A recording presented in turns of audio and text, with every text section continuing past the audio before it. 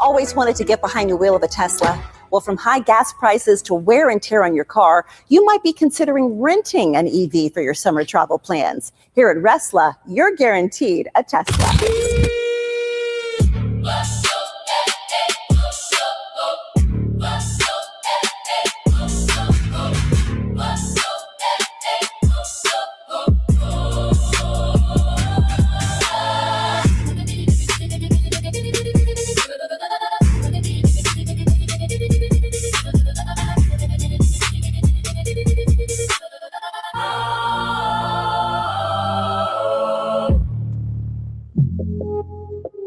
Oh, what's good, y'all? What's going on? It's going to be another damn stream. We're going to be up in here. We're just doing a couple of things for those who are coming in. That's cool. Of course, I'm your guy. And this is going to be, of course, another Saturday Socials. What's up to everybody that's already going on in the chat? For those who are just sitting by and lurking, you know the way it goes for everything. So freaking, I've been getting a lot of stuff where stuff is coming on my feeds, and of course I'm going to take a look at some of that stuff, and we can discuss some of the stuff that we've been seeing throughout this whole damn week, or at least stuff that's been sitting on my feed, and I kind of picked apart for you guys, and we'll kind of just go through that. So of course, if you haven't already just come into the building, just to be fair, just hit that damn like button and at least let other people know about what we're doing over here. And yeah, we'll get into it. So one of the first things I wanted to talk about that I think is very important that hit, I don't know if you guys saw it on your feed, but essentially it is a teacher that is complaining about, well, not complaining, but the guy was really struggling over the simple fact that not the simple fact, but the fact that our children, our young people coming up, really don't have the ability to read and such.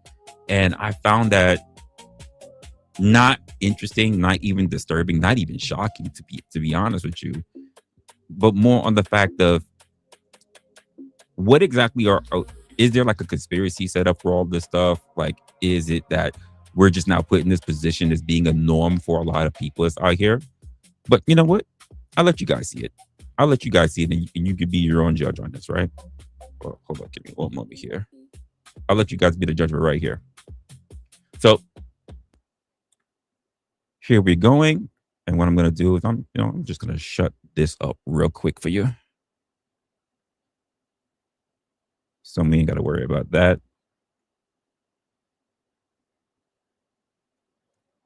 And yo, see what you guys say.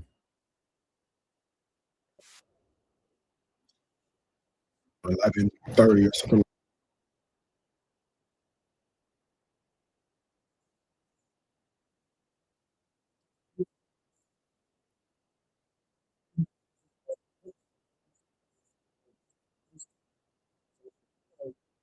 Okay.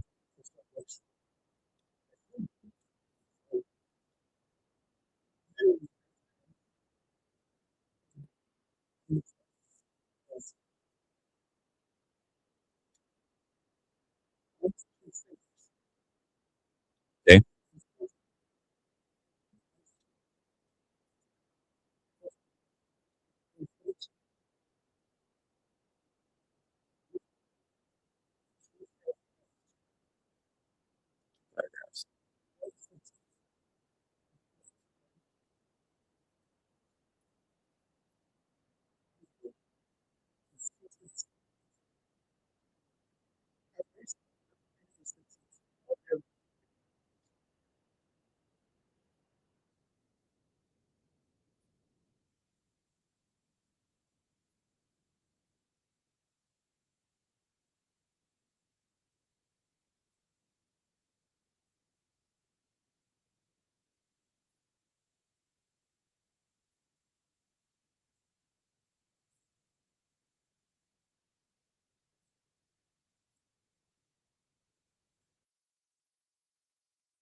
Can you guys hear me? Because I feel like something is going up on my side. I can see things happening, but I'm not catching what I'm looking for.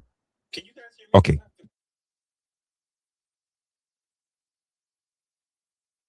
Okay. For some reason, so it's not me. I'm like something was up. Let me check something real quick. You said audio good. Now you can you hear me? Did you hear the video? For some reason, I felt like the video wasn't playing. I just need to make sure that was good. Could you guys hear the video? No Chase, what's good, man?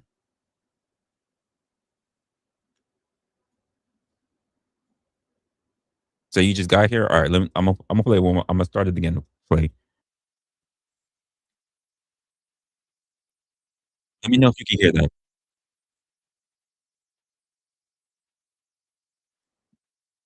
All right, so it wasn't me. Something was up. Something was up. I don't know what happened there. I was like, something was throwing me off. I just looked at my sound side, and I just said, wait, what the fuck? What the fuck happened here? That's weird. I didn't change a damn thing. Uh, let's do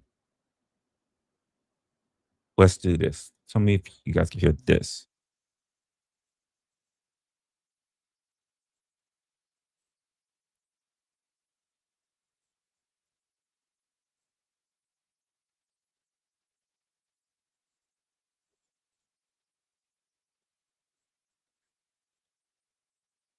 What the hell happened?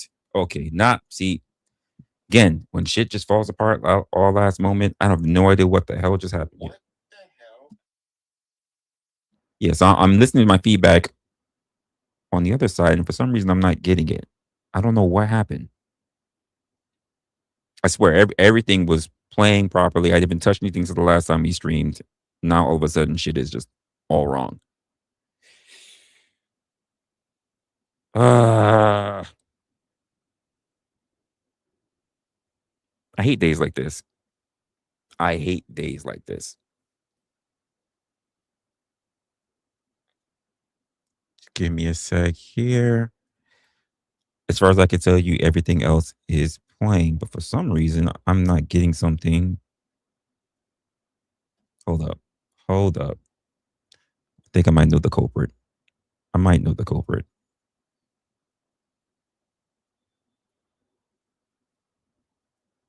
Nope, I didn't. That's not changed. This looks good. Then WTF. Like, what the hell?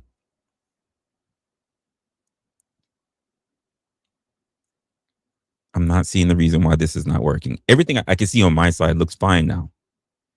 But for some reason, I just got that feeling it wasn't coming through.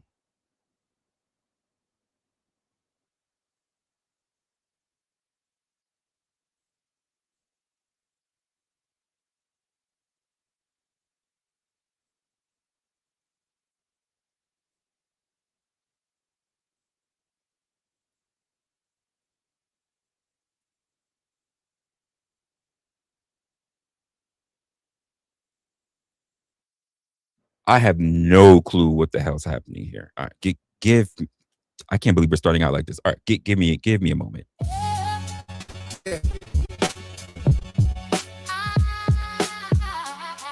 Yeah.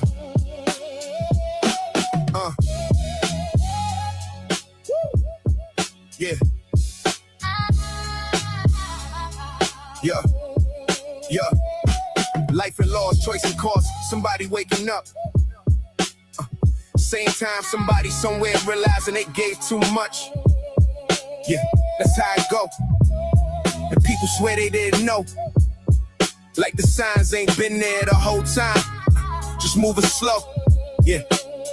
See, I don't watch people talk like they want peace. They manufacture confusion just to feel hard to reach. Seen pride where intelligence like a tailor disguise. Whole personality built around never being surprised. Seen people call it growth when it's really retreat. Call it healing when it's distance with a prettier speech. Call it standards when it's filled with better posture and tone. Whole life curated just to never feel fully known. I seen soft people play hard people collapse. Seen men call it logic while emotion leak through the cracks. Yeah, seen women call it intuition when control's in the room. Everybody want the truth until it start sounding like you.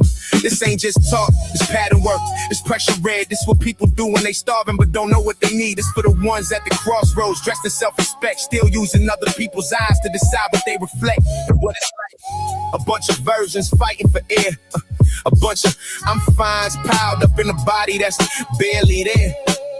A bunch of names, roles, labels, stories people protect.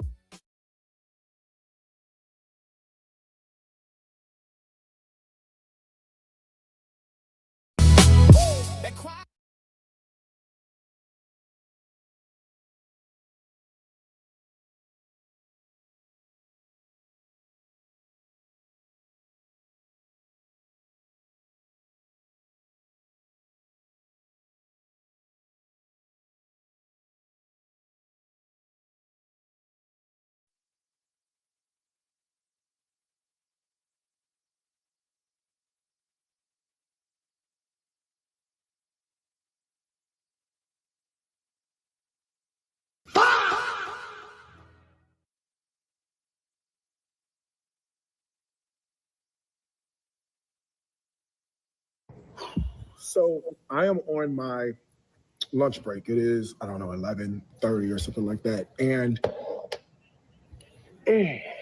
I just finished a 3-hour class. We have what's called block, and block is where first and second periods are combined. for subjects that need it.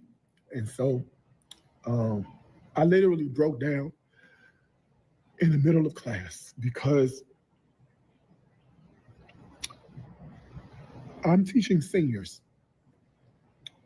These kids are leaving high school and going to college, hopefully, after they finish. We had 2 paragraphs to read, 1 sentence complete to write. I gave them the sentence stems. I basically completed the sentence for them in the model. These are 17 and 18-year-old kids, and they couldn't fill in 4 words.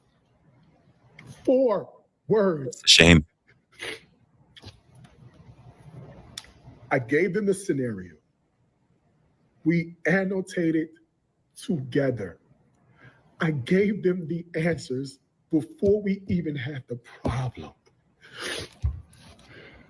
And they couldn't do it. I don't know. I simply don't know where the problem is. This is only day 2. And I have seniors who simply cannot read and seniors who cannot write. They cannot write. They can reason. They have the ability to defend their reasoning if it's talking to their homeboy, but applying that to a written text, 2 paragraphs, and they couldn't do it. Our young black men, our young brown men, our young black girls, and our young brown girls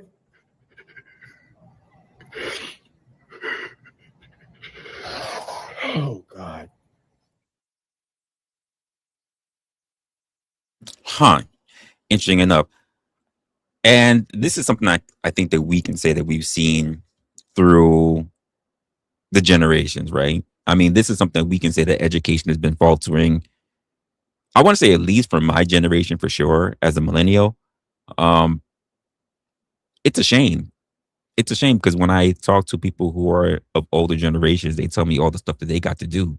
And as the years go by, as the decades fly by, we get less and less attention that's actually given to the school system. People are just out there dropping the ball on everything. And because of that, not for nothing,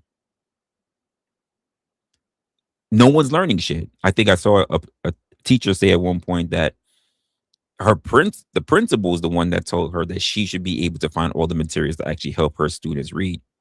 And the teacher said that, I believe she said, on her day off, she went to the library to pick up all the books that she could that would be the thing that would help her students or help students within the curriculum be able to learn.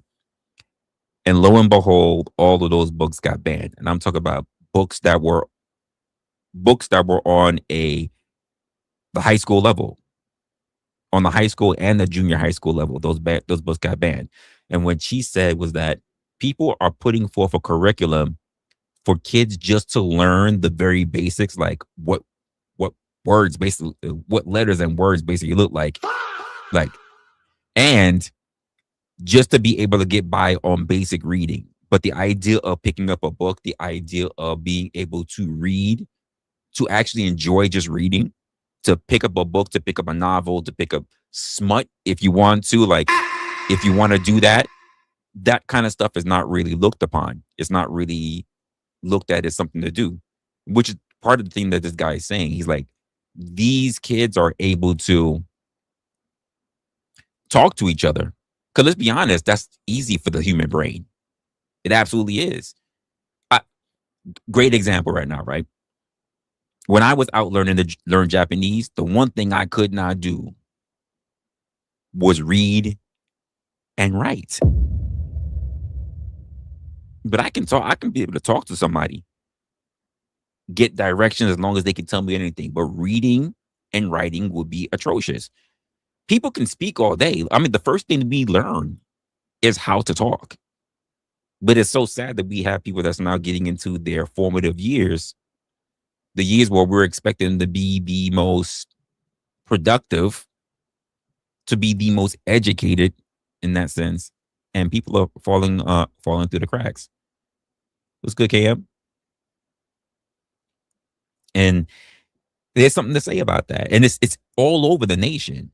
But at the same time, we're so happy to bring in so many people from outside of our country to be able to be able to get into schools and all this other stuff. And this is no shot at immigrants rather.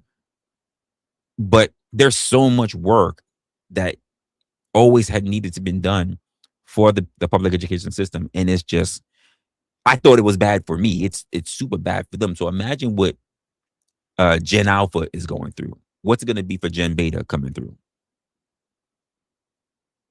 It's only getting worse. It's not getting better. You know what? Fuck it. I knew this shit. I knew this shit was getting bad the moment young people was hyped to see the movie Skibbity Bop Toilet. I knew shit was cooked. I knew it was bad. Right then and there. I knew it was over with. I was like, this is what we're doing. That's like, not for nothing, we grew up on stupid cartoons as well. What I wasn't going to do was say, I'm going to go to a movie if I wanted to see Cat Dog, Chicken and Cow, or Ren and Stimpy. I wasn't going to do that. I was old enough not to want to do that.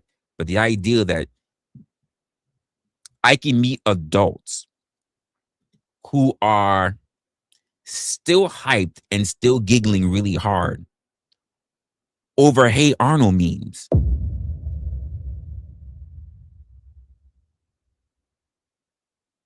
It's like, I get it, a little bit of nostalgia, but come on. It's not that deep. It's not that deep. I don't know what to do about the education system, but it's so crazy about seeing all these teachers that are all saying the same things. And then we have to look at our youth. We have to look at the future, by the way. We have to look at the people that are supposedly going to work to take care of us one day. The same way how we're supposed to be taking care of our parents and our grandparents and such. And again, it might not be through housing or something like that, but at least through Social Security. But if the level of education is dropping, then that also means the level of comprehension when it comes to skill building is also in jeopardy. Why are people not taking this more seriously? When I say why are people, I mean like, why are our state and governmental systems not taking this more seriously?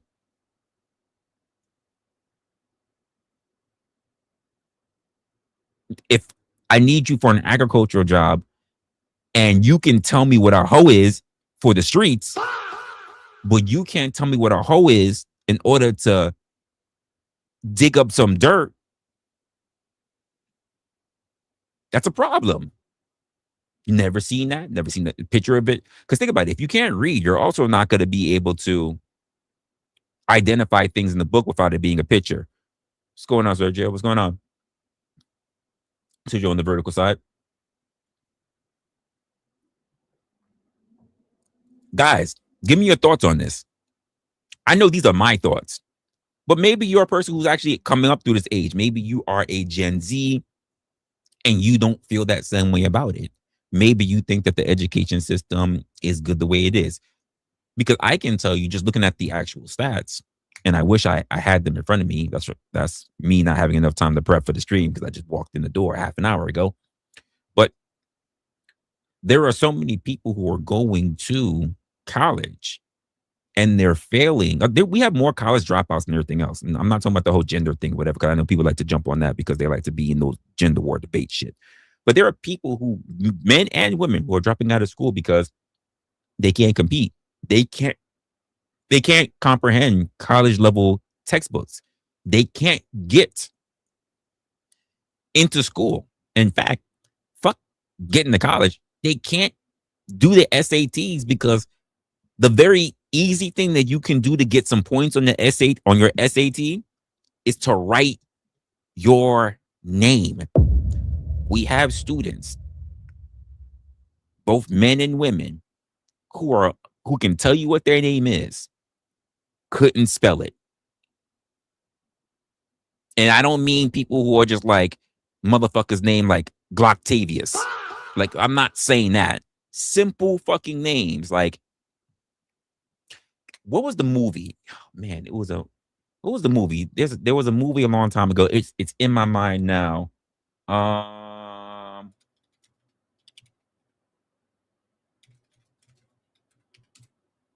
Who is the actor? If I can trace the actor, I can get a good idea as to. You guys can get for those who are around my age as well, you can get a good idea of who I'm talking about then. There's a movie, and I wish I could find it real quick. So Jim Belushi is the actor that I'm talking about. But he had a movie where he had a daughter or whatever. And I guess they were homeless or whatever. And they were running games. They were running like scam games, shit like that, right? And she could spell all these nice big words because that was part of the con. But the little girl, when put by herself and the woman that he was basically trying to get together with, when he asked her for something, when she asked the little girl to spell something simple as cat, the girl couldn't do it. Aren't we at a point where we're looking at our youth and we're saying just being able to speak is the best that they can do to finesse the system? I mean, think about it. You don't have to write in order to do streaming. But I will say this, you're going to have a hard time learning to stream if you can't read the programs that you have to use. You're going to keep looking at tutorials and you're going to say, okay, just click this button and click that button and click this button, but you're not going to be able to actually put shit together. If I tell you, I need you to go to settings, I need you to go to videos, how can you tell me if you're slipping this much? And I wish I can just say this was an exaggeration piece or whatever, but it's showing to be the case. Now it's at a point you don't have to worry about people talking about the whole DEI or people not making it into college and shit like that. Like they're not going to make it into college because they can't pass simple tests. It's almost at a point where we say that they're the haves and the haves not, the people that get to go to the really good schools who get paid for or whatever, and those who just sit at the bottom.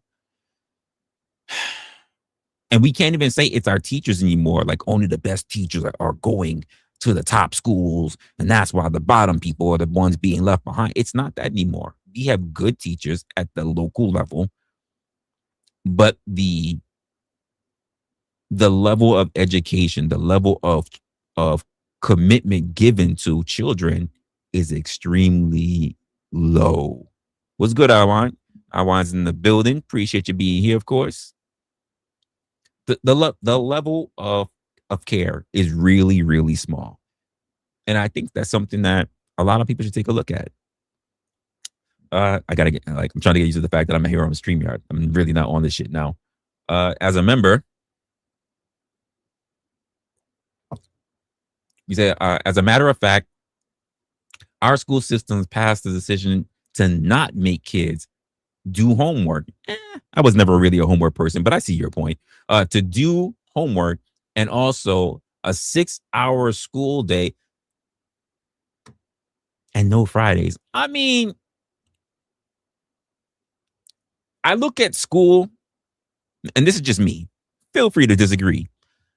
I look at school the same way how I look at the workforce.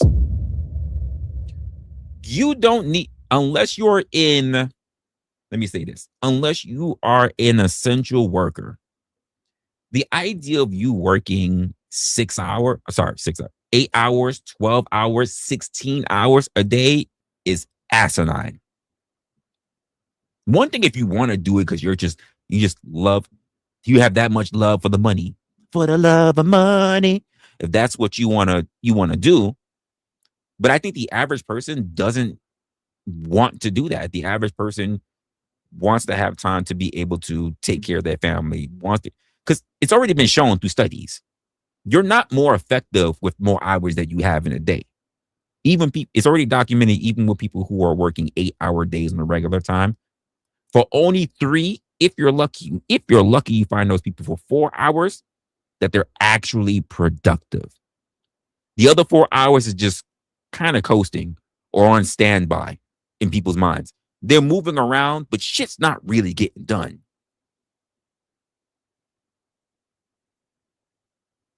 It's already documented. The average person, when they're really trying to focus on their job, they're really getting shit done. Really productive of about 3 hours out of that 8-hour day. Outside of that, it's kind of just benign repetition.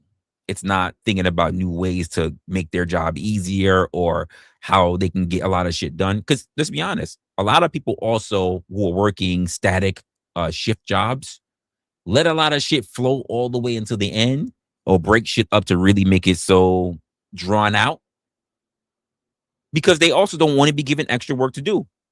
And I understand that. Like, as a contract worker myself, I get that, because as a contract worker, you are paid for your skills and what you're supposed to put in. You're not paid just to sit there on the clock.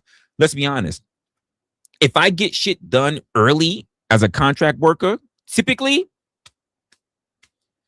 unless I have a contract that says I gotta be there on the job, typically, I'm done. I pack my shit up and I'm gone. They're like, wait, Resla, you leaving already? I was like, yeah. I came in, I did this, I did this, I did this, I did this.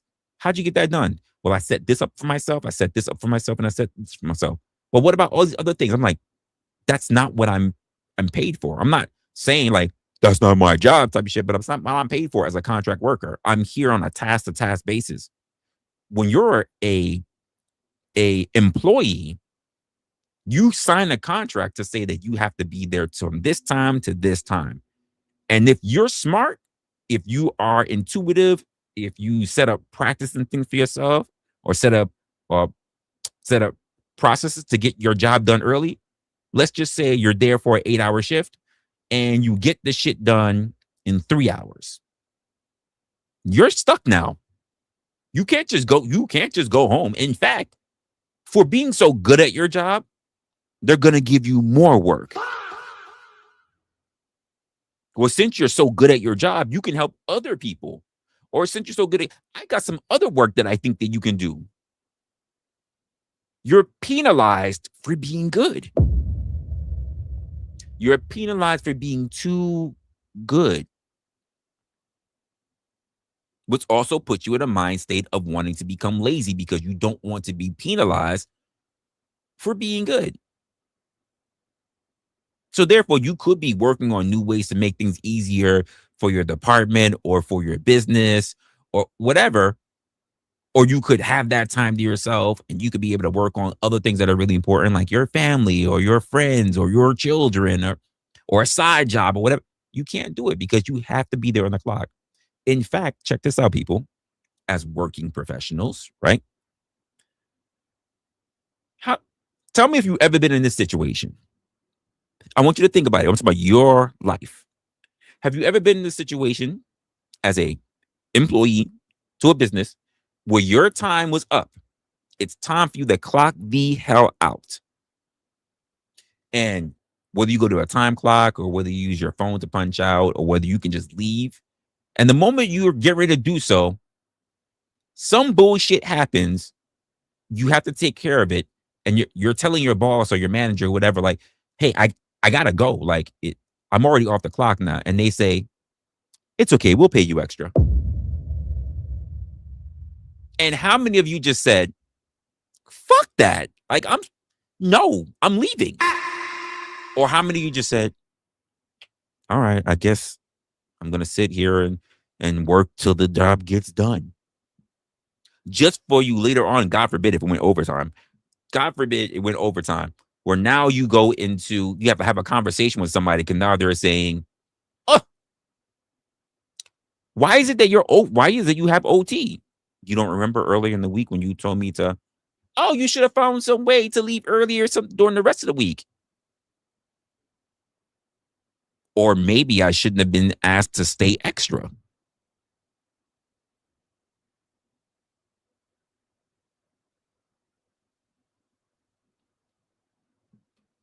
You said you're doing a stream tonight. I'm more than welcome to stop by.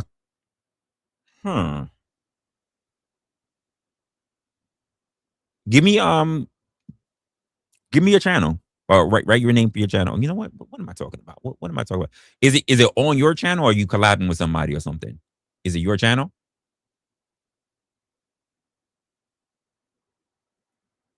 Is it going to be on your channel? Because I could just go to your channel right now and just wait for that.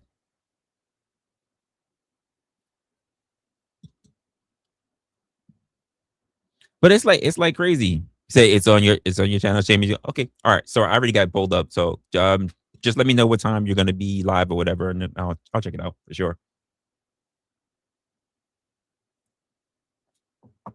But this is something that we've noticed in our own lives. And not for nothing, I've said this for a lot of people who are working individuals. You should be very freaking careful, because I think a lot of people are getting pushed for not for nothing contract work. But that's, again, my opinion on that. My opinion. That's how I personally see it, and not everybody sees it that way. On to our next thing, right? So we have an individual here who talks about he was outed at work. And this content creator is AKA Prince Kyle. Let's find out what happened with Prince Kyle. Let's see here. Hey. Let's see what's going on with Prince Kyle. So I was outed at my job last week, and it was so awkward. I almost quit.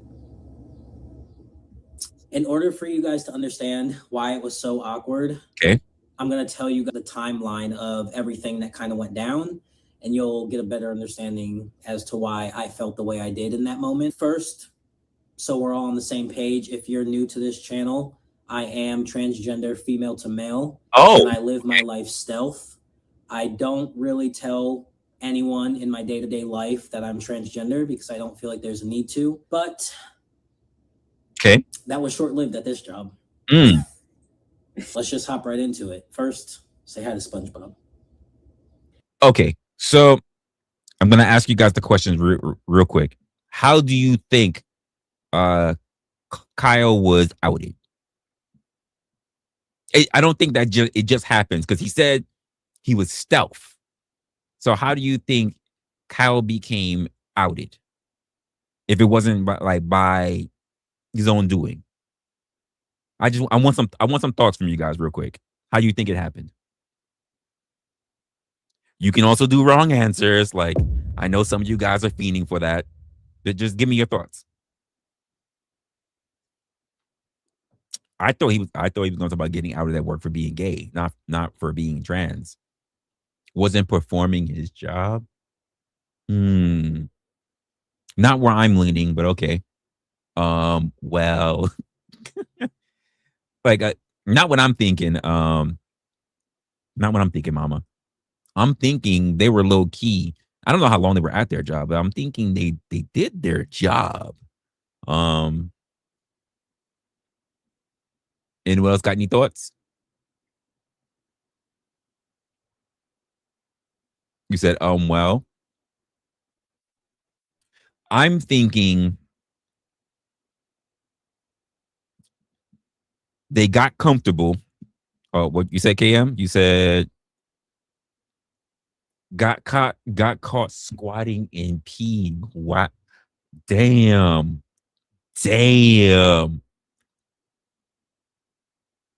Who knows? Chase. What? Would that really get you outed though? I mean, they're stealth. They're being stealth as a guy. So that, if anything, that shows more of a That's actually a way that you would be able to hide that. Like, come on, of course I'm not. Of course I'm not. You know, I chase the pussy. I love the pussy. I chase it. So I don't know about that. I don't know about that one. See, it would have been wild if you went through all that to be trans and then say, so you said chasing women. What about chasing men?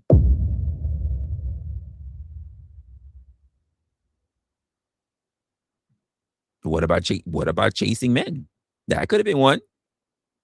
Maybe the other guy was like, "Yo, hey, I'm not with that. Like, hey, I just want to let you know I'm not. I'm not." And maybe KM, maybe they were like, "Oh, well, you're not going to be gay though because I was born a woman." Told somebody that they should not have told, and maybe that's how it got out. We're all spitballing. We don't know yet. We do not know yet. We're going to be educated or enlightened or whatever the hell people like to say now. We're going to be put in our place. We're not speculating. You said sexual harassment. Ooh, okay. You said sexual harassment, right? Mama, from a woman or a man? Who are they being harassed by? Just a question. Something to think about. Why don't we find out? It was bad, guys. It was really bad. And I usually speak so highly on like, oh yeah, like I don't get outed, like that stuff don't happen. Well, here we are. So yeah, I guess we'll start it with, what do I do for work? I'm a car detailer and I work in a collision center. I'm working side by side with technicians all day, every day, and it is a male-dominant workplace. Yep. Typically, guys who may not be the most open-minded or just have trouble educating themselves on anything that has to do with LGBTQ, specifically trans people. With all of that, sure. I started this job about 3 months ago, and I loved it. It pays me decent. I enjoy cleaning cars. I am good at it. And okay, so I don't know if they're still working there, but they did use the word, and I want to keep it up. They loved it, as in no longer do, which is, I don't know if they got fired or something like that, but I'm hearing that as being something. And being in a predominantly male-centric place for car detailing, it's like, okay, you have 3 months. You went your probationary period. You're good. And I got along with the guys very well. Like I said, I live stealth, so no questions were asked. They see me as one of the guys, and we all click very, very well. We all make a great team. There's one guy in particular that I got really close with, super, super chill. And I'm the type of person where once I start to feel comfortable around you and I get a little extra information about yourself. Wait, what? Do you think this is the person? You know what? I'm gonna go out on a limb. I'm gonna say this is not gonna be the person. You know what? Who said it? KM, you said told somebody. Yeah, they told somebody, and that person told, right? But I'm gonna go a little extra. I think the person that I think I might go down that route that you're going, KM. Maybe they told that person, but I don't think that person is the one that told. It might be something else. I don't think I can lean on Mama and Mama's presumption and say that he chased somebody, but I think maybe something else happened. I can tell if you're a safe person or not. And once I can tell if someone's a safe person, I enjoy telling people that I am trans, because I don't live stealth because I want to be a secret or I'm ashamed of being trans. It's not that at all. I just want to know that I can trust you, because once I can trust you, once I tell you. That's a good one. Honestly, I'm going to put that as my top. Pause. That's going to be, that's going to be number one. That's ranked number one on my list. No chaser. You got the best one.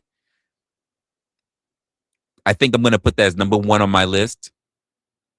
KM already covered it as they told somebody they didn't tell. But you're right, because they're a content creator. That's number one on my list. No chaser. That one's a really good one. Now I feel like I can be my authentic self, because when you're stealth, you really can't 1000% be your authentic self. You have to maintain a certain character. To me, it feels like I'm putting on a character. I feel like I can't genuinely be who I am. So anytime I find a safe person, I'm itching to tell them, because now I feel like there's a weight off my shoulder. So long story short, this guy, one day we were talking about like what we do on the weekends and stuff, and he mentioned that he likes to go to LGBTQ inclusive bars and clubs because his girlfriend, she is bisexual, and before him she only dated women. So I was like, you are a safe person. This is gonna be cool. So I ended up telling him, and just like I thought, he did not care. He was super open-minded, and he was so nonchalant about it. That was a risk. I was expecting him to have questions. He didn't. He really did not care. And not in a mean way. He was like, oh, awesome, cool. And we went about our day. Fast forward to about 2.5 weeks ago, I have to go into the office real quick. So I go in the office where we have what's called two estimators, and then the parts guy. The parts guy is the guy I got real close with. So I'm in there with all three of them, and for some reason we start talking about race, and they all start kind of chiming in. Not the person that I'm cool with. He just happens to be there in the midst of it. But the two estimators, somehow we start talking about race, and then it kind of turned into, I don't understand how people can be racist. Like, what's the point? Like, we're all equal. And I'm like, right. This is a good conversation. I love this. I'm the only black guy, by the way. So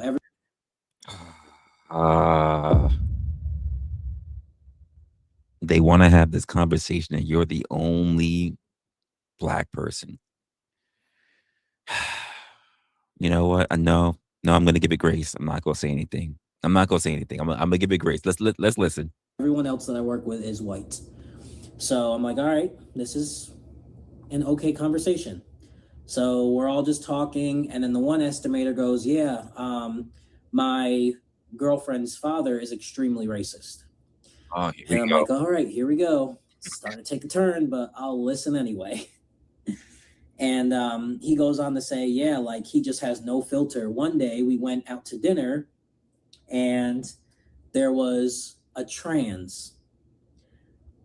Right from there, I knew this was taking a hard left, because why does talking about race turn into talking about trans people? I don't know, but whatever. Continue. I'm about.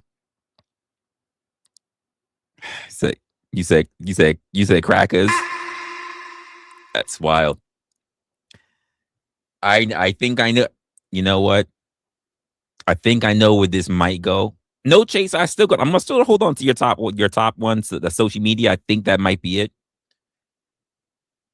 But I'm also thinking, you're the only black person, right? I'm not gonna make this about a black and white comedy. We're not doing Michael Jackson. Black, it's white. We're not doing that.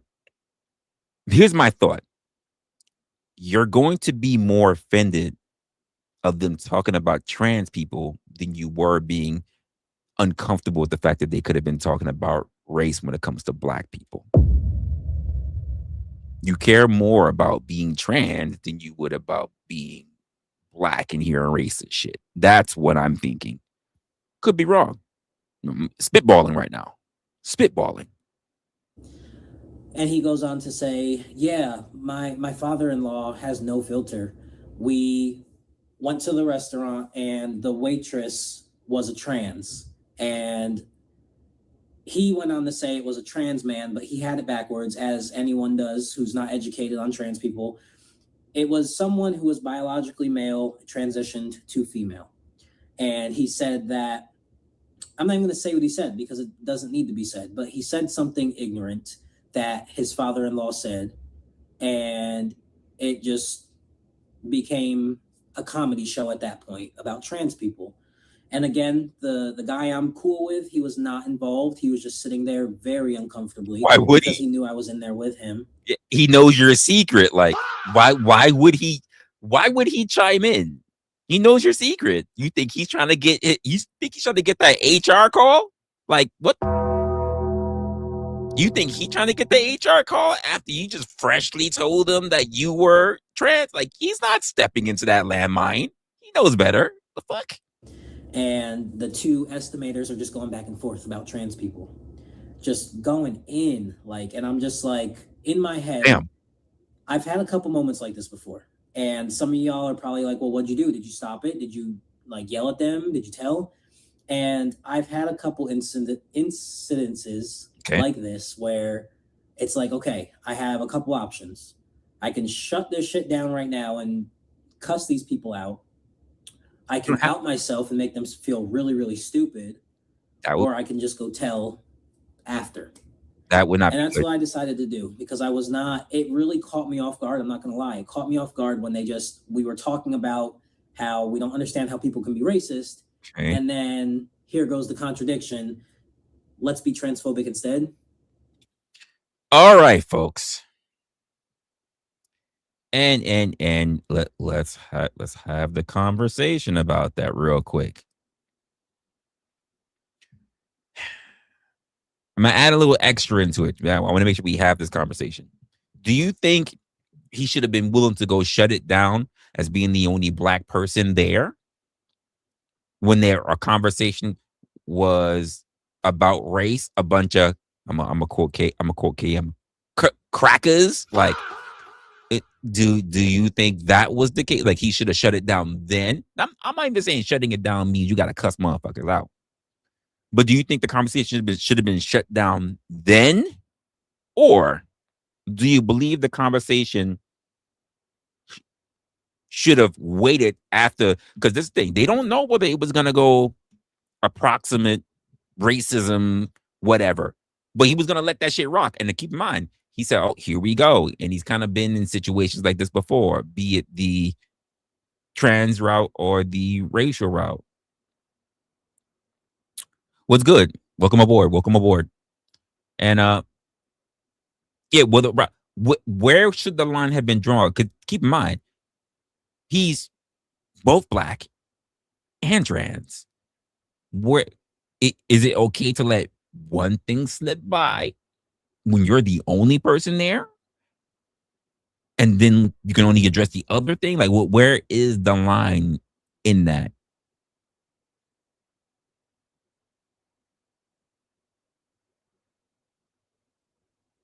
You said I can't because you were stealth. You were stealth, but I see you.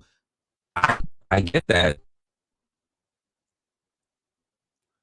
I get that.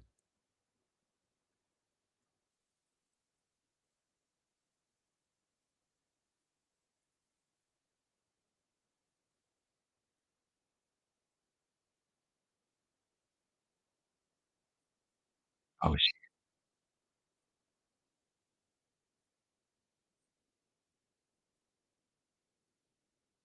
My bad.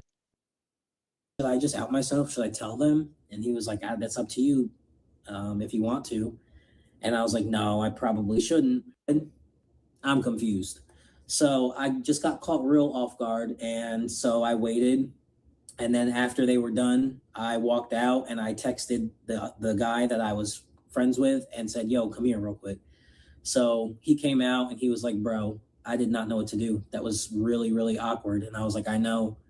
And I was like, should I just out myself? Should I tell them? And he was like, that's up to you. You were stealth for 3 months. Again, you pull your coming out party whenever you want to. I'm coming out. You want the world to know. Like, whenever you feel like it. But you was 3 months stealth for a reason. For a reason. You didn't go into the job, fulfill the requirements, and then was like, hey, by the way, during the interview, I'm trans. Because they can't do anything about that. That would be discrimination. You could have let it be known ahead of time. And then you probably would have gotten more respect from your peers because you were still showing yourself to be capable of doing said job. They didn't have to treat you with kid gloves. Then they'd be like, hey, you can't just lift that on your own, you know. You ain't got the same Rosie the Riveter, like they wouldn't have done you that way. You'd be like, get the fuck out my way. And then you could have done with it. And they would have been like, yo, all right, respect. Case closed, won't challenge you again. Or we hope. Because here's the truth of the matter. If you are a weak man, period, you'll get the same treatment. Sit your ass down. You can't lift this shit, little nigga.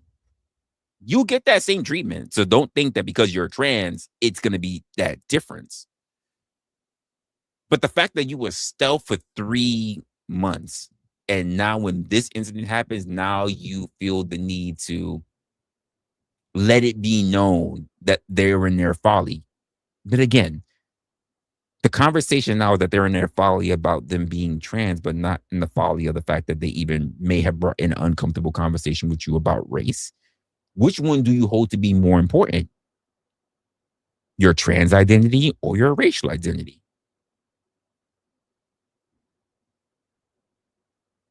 If we're putting on the scales, you guys let me know which one that you think that they're being valued more. If you want to.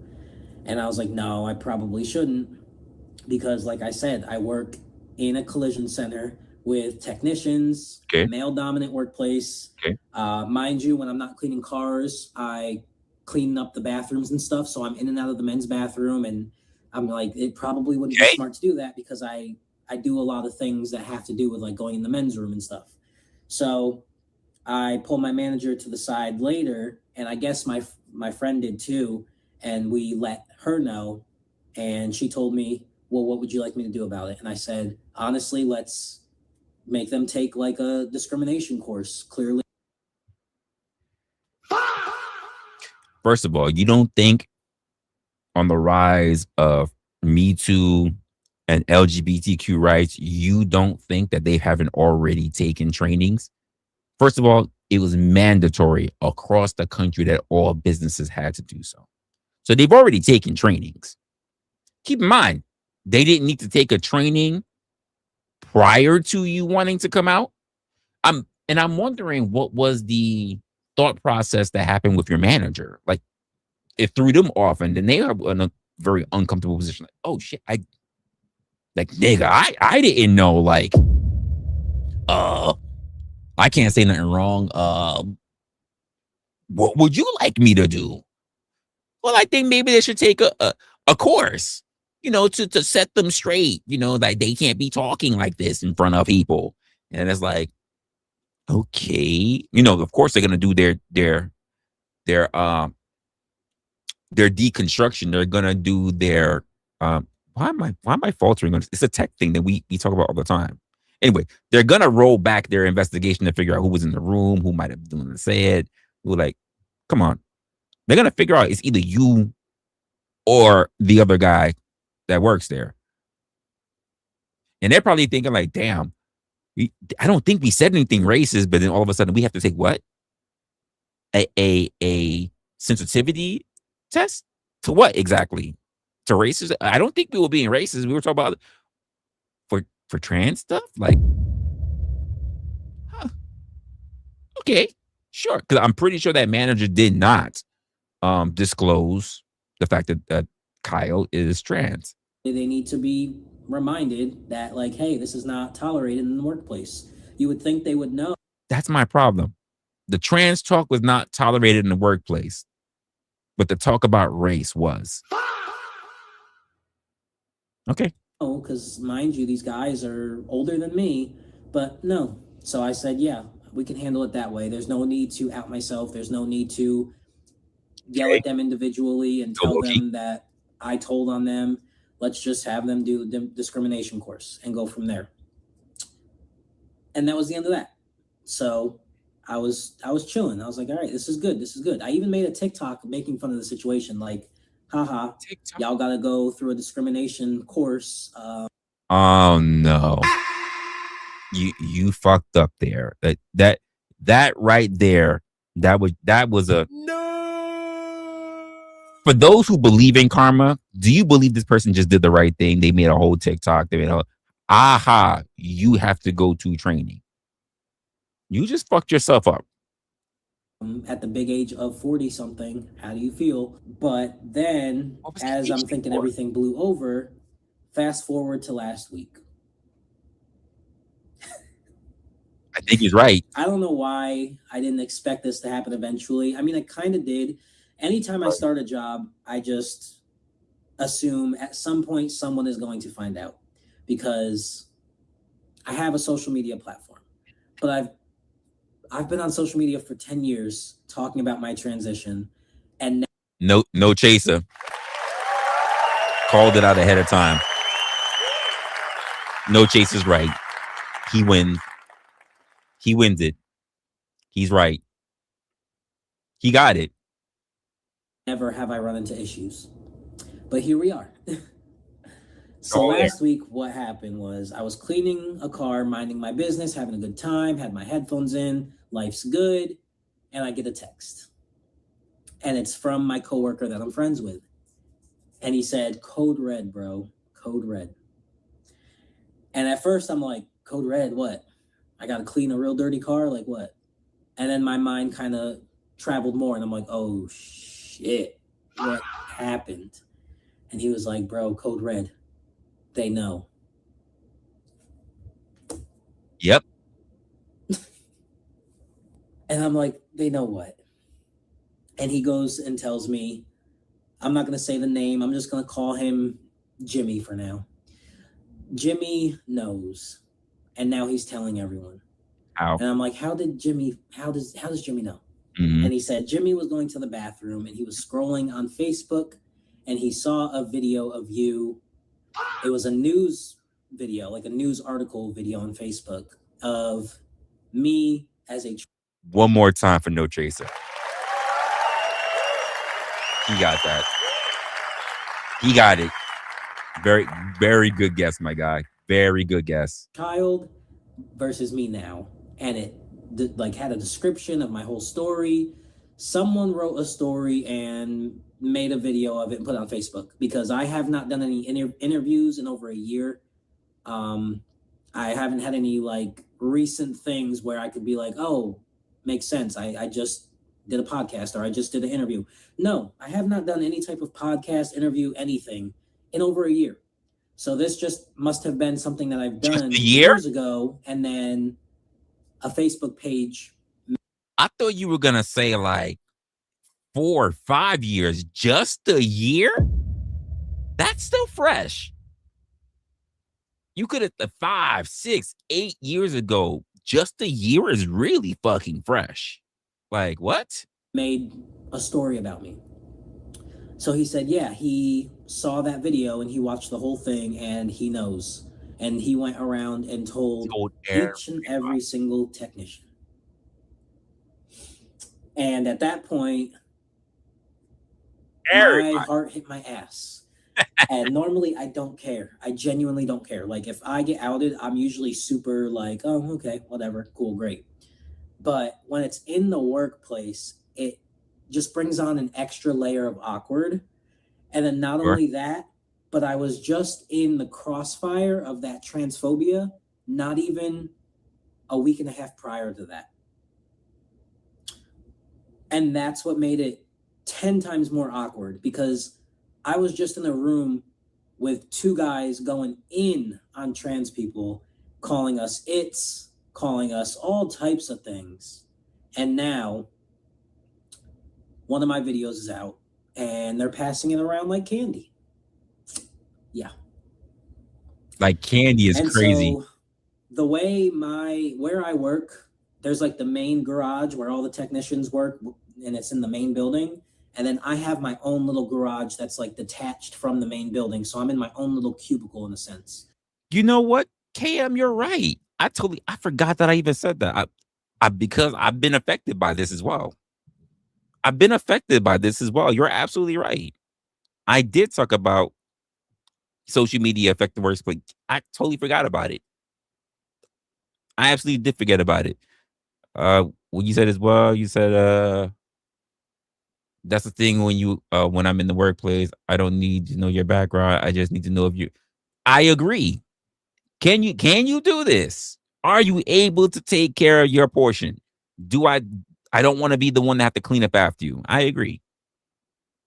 And so I did not want to leave there. I did not want to go back into the main shop because I did not want to be stared at or questioned or who knows. Like I said, are working in a male dominant facility, blue collar specifically. I was a little scared. I mean, I wasn't like terrified for my life, but I was a little scared because I didn't know like what these people are going to do. And I'm in the South. So who knows? And I was already on edge because I have been going through, this is a conversation for a different day, but I've been going through relationship issues. And that's been the main thing on my mind already. So this was the icing on the cake where I had nothing left emotionally to deal with it. So I was like, honestly, I'm already in a bad mood with what's going on at home. So I'm probably going to leave. I'm leaving. And so I went up to my manager. You're going to quit. And as I'm walking into her office, I said, I'm going home because I'm not about to deal with grown ass man children. And she kind of gave me like the little rundown of like, I'm so sorry. She kind of mentioned how she has a trans family member, and she even started crying. I'm sorry. I'm gonna go back. I don't appreciate you saying grown ass man children for them deducing based on mistakes that you've made. Because let's be honest, unless you're gonna embrace you being a content creator, they're not children for finding out on you. You know, that's the whole point of an algorithm. It's going to push it out. Damn, KM, you're right about that as well. I thought, how do they find you? When you're in proximity to somebody, even if they're not looking for your content, your phone is in proximity of their phone, and by your phone being in proximity, your content will get pushed to them. Not because they're interested in your content, but because you work next to them, because your phone is next to their phones on a regular basis, you will become part of their algorithm. You guys need to understand this if you want to become a content creator. Especially if you want to become a content creator and you're worried about your job. You need to know this. You need to know this. You can say, low-key, I never tell anybody my content. I never share my phone number with anybody else. You don't have to share your phone number. You don't have to tell anyone that you're a content creator. Your phone and the algorithm will do all the work for you. You need to know that. Like, this is a great, you know what? W me. I'm over here being Negro Domus and shit. That's crazy calling that out. And she kind of gave me like the little rundown of like, I'm so sorry. She kind of mentioned how she has a trans family member, and she even started crying because it kind of hit her a little deeper because she knows somebody who is going through the same transition as me. And she told me, you are more than welcome to go home because you should not have to feel uncomfortable. She told me she was going to go directly to the higher ups, have them come by. Oh my God. And she said, just keep your phone on standby and we will get this all sorted out because we do not want to lose you. She ended up calling me. She told me everything was going to be taken care of. Everyone's going to be doing the discrimination course all over again. She pulled each and every single one of those guys into her office and said, we will not tolerate this. And yeah, kind of, that was pretty much it. Now you're... That wasn't it. When I could tell you I've been through this myself. I've gone through this twice in the workforce where everybody, if not department, then company-wide, had to be issued or reissued training for, let's just say, for sensitivity, right? I've seen this. So basically, Kyle here was sent home early for being uncomfortable, most likely paid, by the way, a paid excuse. They were giving pay. And then because of something that no one else is responsible for, except for Kyle, The content would, it's not like a person just said, well, I'm going to show Kyle. Here's what I'm going to do. I'm going to go online and I'm going to search for all black Negroes with fucking with snapback caps on. And I'm going to do this all day. Keep in mind, the guy said he went to the bathroom or whatever the case may be. And that's how he ran across his content, right? No, because I feel like there might be more at miss. Now, all of a sudden, all these motherfuckers is goddamn Matlock. Yeah, they're all Columbo and shit. Oh, I'm gonna do my research now because I got a feeling it was you, and now that's how I ran across your. Listen, you shouldn't be working in car detail. Then you should be, honestly, become a PI. If your skills are that top notch, you should become a PI. You should not be working in car detail. You need more bread. Listen, you can go to the police department. You can do some training. You can get yourself a good service weapon, not for the cops, but you can get yourself a carry conceal. You can become a PI. If you got those kind of skills, you should not be cleaning cars. Then you can make some serious bank. Just the investigative skills alone. But no, that's not what happened. They went to the bathroom, probably went to go drop a deuce. And then by happenstance, due to the algorithm, your content came up. I'm pretty sure they did not go to TikTok and was looking up trans people. I'm pretty sure that's not what was happening. They probably went to TikTok and they scrolled laughing at this, and said, whoa, is that? No. Is that Kyle? Wait, they got a page? And got the scoop that way. That's more than likely how it happened. I'm just going to be honest with you. Now you're talking about whether you should probably quit or not or whatever. And then you turn around and do what? You say, hey, I'm going to go home, basically getting the paid leave. I'm going to just run that.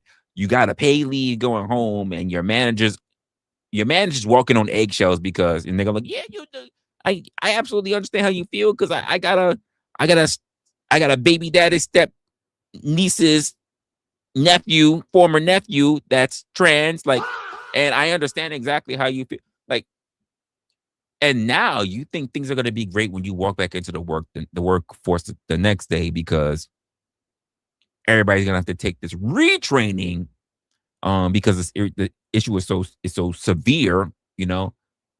And do you think that they're going to all be fixed now? Or do you think that now that they all know who you are and they have to be given this reissue of training, right? Don't you think, just my thinking, that the only reason that they might be nice to you or avoiding you is because they're fearful of their job being on the line? I'm telling you this, with the rabbit hole I'm going down, because this has been my experience in working in corporate America and seeing how people behave.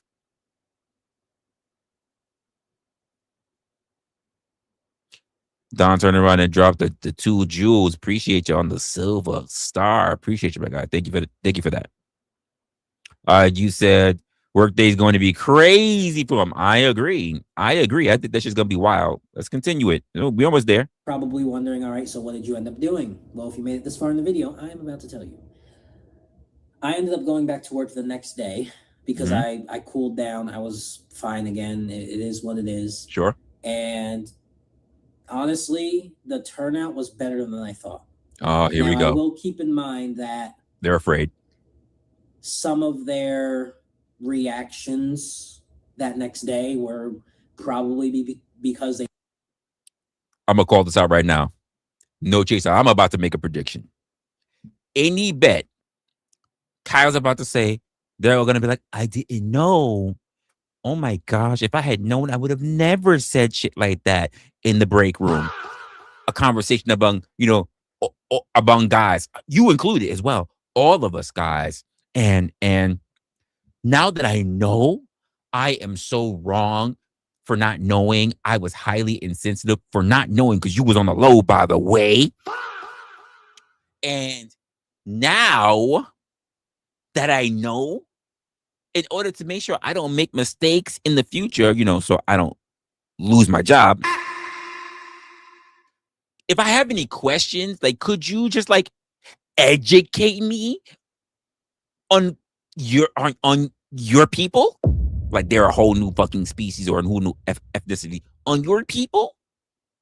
If I have any questions, can I just come to you? Like as a questioning friend, so I could just say, I don't know any better. My Homo sapien brain cannot figure this out. Can you just put your palm out and I lick it, and then therefore you can educate me on this situation? Like any bet that's about to happen. I'm not, me, I'm not really a betting man, but if I was, I'm telling you that's about to take place. I didn't want to lose their job, so I have to keep that in mind. There's no telling how they would have actually acted if this was not a work-related situation, but I'll still take it. When I went to work the next day, a couple of them came up to me and said, listen, don't be upset. We were not making fun of you. We were just so in shock that you were trans, and it was something we never would have thought. We don't ever want you to feel less than. You are still a guy in our eyes. Nice. And no hard feelings. And then the one guy, he even said, like, do you mind if I ask questions? And I said,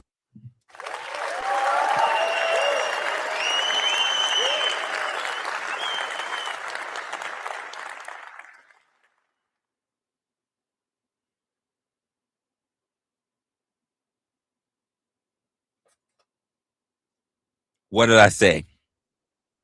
What did I say? What did I say? Absolutely not. What did I say? I said, this is what I do online. I love telling my story once I feel comfortable and once I know that somebody genuinely is trying to learn and not just trying to be an asshole. So I ended up sitting and talking with him for a good hour and a half and telling him everything.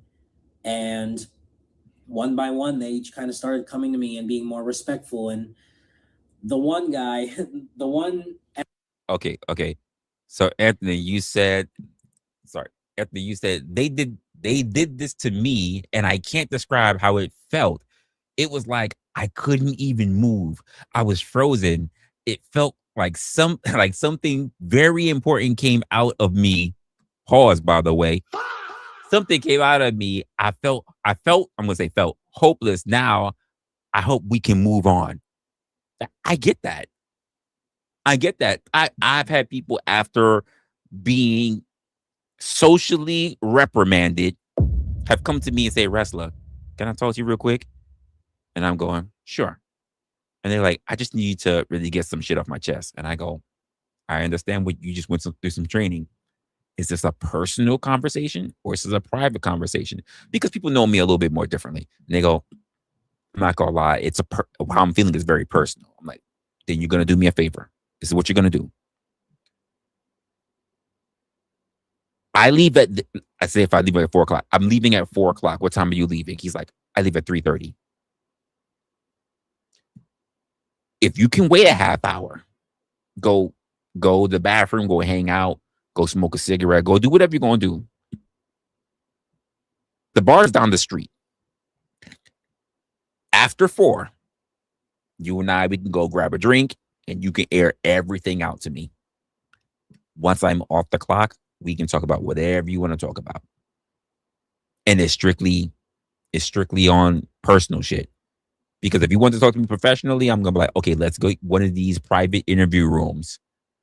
And we can talk about how you're feeling about but personal shit, we're not going to do that until I'm off the clock. Not because I'm like HR or anything, because I'm not. But people treat me the same way as HR, so. Estimator that got caught up and realized, oh shit, like I was just talking crap about trans people in front of a trans person. His first reaction. Wrong. He wasn't talking shit about a trans person he wasn't talking shit about trans people in front of a trans person. He was talking shit about trans people in front of a straight guy. The person that you were pretending to be. And I hate to say it that way, but these are your words. You were the one that was in secret. No one was supposed to smell the femininity that was previously on you. No one was supposed to know something that you wanted to keep secret. That's the wording comes off as deceitful to me. I'm listening to you intently, and it comes off very victimizing and also very deceitful in the way that you're saying that. And I'm not even saying your situation should not be looked at with a degree of seriousness or empathy and appreciation for what you've done to be able to make sure that people are more inclusive.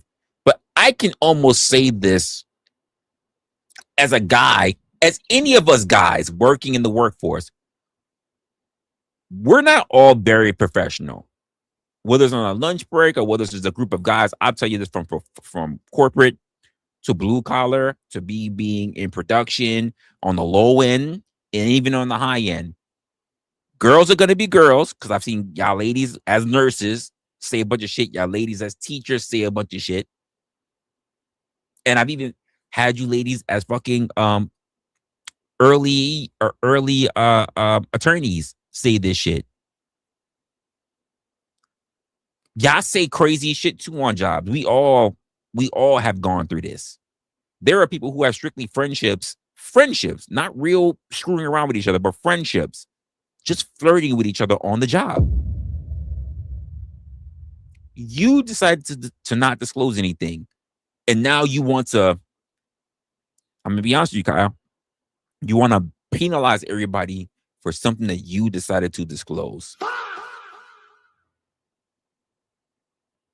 By the way, you know me, I'm open discussion. Let me know, am I wrong? Am I saying it the wrong way? Am I missing it? Maybe you guys feel differently. Feel free to tell me. Don't think like, oh, you know what, Resla said this, and I'm feeling a way about that. My butt got puckered, and I can't say shit to him because he's the host. He's the host of the show. He'll ban me if I say the wrong thing. No, I'll ban you if you're a fucktard. I'm never gonna ban you for having an opinion. I'm banning you if you're terrible at trolling, not for having a bad opinion or having an opinion at all. Even if it's totally disagreeing on anything I say. I'm about conversations for sure. I'm just not about fuck shit. So let me know. Do you think differently? I'm not asking for agreeers. And in fact, KM, you can't say shit because they think you're all an acolyte now. They think you drink the Resla Kool-Aid or some shit like that. So not from UKM, apparently. Not from UKM. Apparently they're like, nope, anything KM say, like, we can't trust her. We can't trust her. Which is fucked up because the person who probably sets me straight the most, if not mama, is actually KM. So let me know if you think otherwise. Because if you don't, like, I'm not worried about being wrong, but these are my opinions. And I say this as somebody who's not only worked alongside people who are trans, but also as someone who's hired people who are trans. I say this. There are people who look at different people with a different eye, a skepticism, and where their positions are and how much power they do have or don't have in comparison to each other. Everybody sizes each other up. You're going to tell me these guys are not walking through and they're all being nice to you, and now they all want to make sure that they're very inclusive with you and they're not thinking about their jobs? You're the one that decided to come clean with all this. And now if you can't sit there and be pissed if everybody treats you now with kid gloves. Can we just all say that as well? Kyle cannot be upset at all if everyone in his department, if all the guys, if all the gals, if everybody treats him with kid gloves, because he placed himself in that position rather than being out in the open in the beginning and then actually building genuine rapport.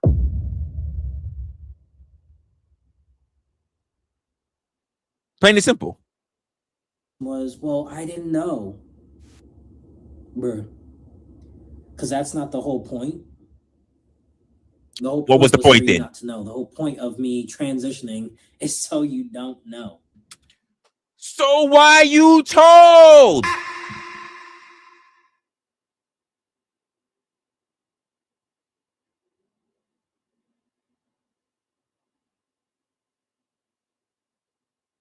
If the whole point was for you not to know, which is the reason why you was low key for 3 months, why the fuck is everybody going through that shit now? Because you broke your own covenant. You broke your own rules. No, Chase, you said like panels. They go up to tell their business, and when the chat says something about it, we got to call that shit out. I agree. We get called out. How you going to tell me about something that I said? I know what I said. I put it all out there. Why are you mad that I said it? I don't need you to say what I said because I already said it. I don't need you to say that shit. We just ain't say it again, nigga. Hey, no chaser. Does that not fall under my rule number 1? Be mindful of what you say on the internet. Because when you open your mouth, you tell the world who you are. When I say shit and I laugh about shit, or I run shit, or I storytell about shit, I'm aware about what I'm doing. There are motherfuckers out there who says all kind of weird, random shit about themselves, or shit that has no business being said about themselves, and then they say, we don't want you to don't hold that against me. It's like, Wait, what? Don't hold it against you, nigga. It's on the internet now. We have clippers. We got doxers. We got stream snipers. Like, are you stupid? If you're not comfortable with it, you shouldn't be opening your mouth. And if it's a joke, you should be saying that ahead of time or after the fact. If you're not even saying it after the fact, I was just joking, I was just being, I just don't have the same sense of humor, then you should let it be known that you was joking right after the fact. Don't expect everybody to pick up on your humor. When you left it hanging, you made that shit be true. So I say, be mindful about what you say. Because if you don't want it to be out there, I laugh and I joke and I make a whole lot. I make a whole lot of content. You guys already know that. I say a whole bunch of shit that people will sit there fucking laughing, that they can sit there and be like, you know what? Some shit that he says is crazy. Some shit that he says, I might need to talk to his mom. I might need to talk to his girl. I think this nigga might need to go to counseling. I think this nigga may even say something that might sound a little bit sus. Like, you know. But everybody knows who watching me what my humor is, and they know when I'm joking or not. Because quite frankly, for those who follow me long enough, they already know what I've already said a lot about the things that I'm comfortable talking about in my life and what I'm not comfortable talking about in my life. I don't bother. And I even have rules as to the things that I am willing to put forth in my life and not. And most of the people don't even get those information from me, even when I'm having private conversations. So when you're up here, Kyle, and you're sitting there talking about your work life and what's going on there and blah, blah, blah, blah, blah. I'm sorry, you did that to yourself. You can't talk about the fact that you wanted to be low key and then you're not low key and then you're punishing everybody for you coming out. Like, what are you doing? You're punishing now people for you coming out when you started this whole thing saying that you wanted to be low key. That's not cool, man. That's not cool. But anyway, I try to give people grace, even when they are grace, even when they might be Chat. You think Kyle gave grace? Transphobic. I am the type of trans person that tries to give people. Wait. Let me say it again. Do you believe Kyle gave grace when Kyle was also ready to quit?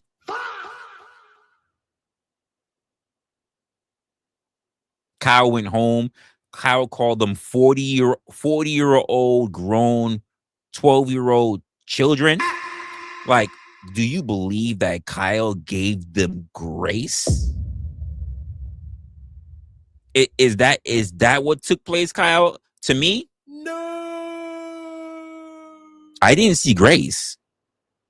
I didn't see care, mercy, nor grace. You don't know any of these ones. But anyway, I try to give people grace, even when they are ignorant, even when they might be transphobic. By the way, were they ignorant of you being a guy, Or were they ignorant of you being trans when they didn't know? Because now it seems like, because I am leaning against you now. I was probably even on your side more than halfway through this. But as we get further down to it, you're being very deceitful with what you're saying. And I'm calling that shit out. I'm not really on your side right now. The victim shit does not fly with me. And you put a lot of people under the knife for you being comfortable. When you claim you was comfortable from the start, you even care more about being trans. You care about being black. And you're both. I am the type of trans person that tries to give people grace regardless, because you're a liar. Change people's minds. We cannot educate people if we have sour hearts. And you wanted to make your mission to ensure that you educate these straight white men. You wanted to make it your mission to do so. You didn't want to educate them because you're black. You wanted to make sure that you educate them because you're trans. And you worked 3 months. You worked over 90 fucking days with them. And this is where you drew the line. This is where the straw fucking broke the camel's back. Or rather, the camel toe's back. Like, I know that I didn't need to say that. See, now this is where the alphabet community comes after me for saying that. This is where. And I know it's easier said than done. I know some of y'all might be in my comments and say, well, it's not our job to be sweet and like sympathetic to transphobic people. Absolutely. But I choose to be sympathetic. I'm not making you, but just know that I, as a trans man, I choose to be more sympathetic even to those who treat me like shit. Because we can't have... Who treated you like shit? What are you saying? Who treated you like shit? When did that happen? The victim mentality is wild. When did out of your own words, when did any of your coworkers treat you like shit? Just look at your own words. When did that happen?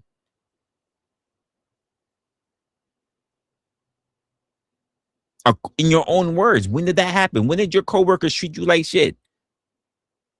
Change if we're ignorant back. It just doesn't work that way. If it did work that way, we would have already seen change. At this point now, I'm almost happy that this happened. Of course you do. Because now I can be my authentic self. No, it's not that you can be your authentic self. You're happy about this now because now you place yourself in a power position against all your other straight coworkers. You won't say it, but I will. You placed yourself in a position where everybody else now fears you. Because everyone else's job is on the line. That's what you did.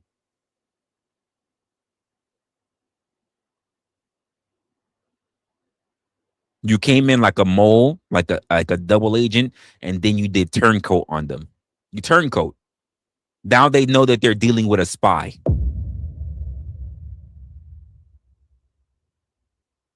You're comfortable with the fact that everybody else is now walking on eggshells. That's not cool. Now I walk through that place with my chin up. Now I don't have to feel weird if the guys are like, oh, Kyle, come build this. And I'm like, oops, I don't know how. I'm just a girl. That never happened. He just triggered me. I'm sorry.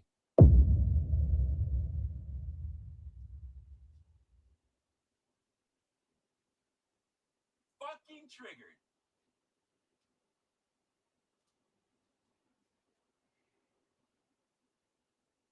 That triggered me. Deceitful language. I'm just picking up on it quick. Deceitful language. Please pay attention to what the fuck Kyle is saying. Look at the shit-eating grin on his fucking face. Deceitful fucking language. I'm just kidding. Yeah, I'm just kidding. Yeah. You know but what no, you're in doing. all seriousness, like, now it feels good knowing that I don't have to, like, walk around like this. Now it's, yeah, I'm trans. Some of my life experiences are different. Do you think they would have treated him any different if he wasn't trans but he was a gay person, the answer is no. No. For the guys in here, before we get to the gals, for the guys in here, do you think that gay guys don't have muscle and strength?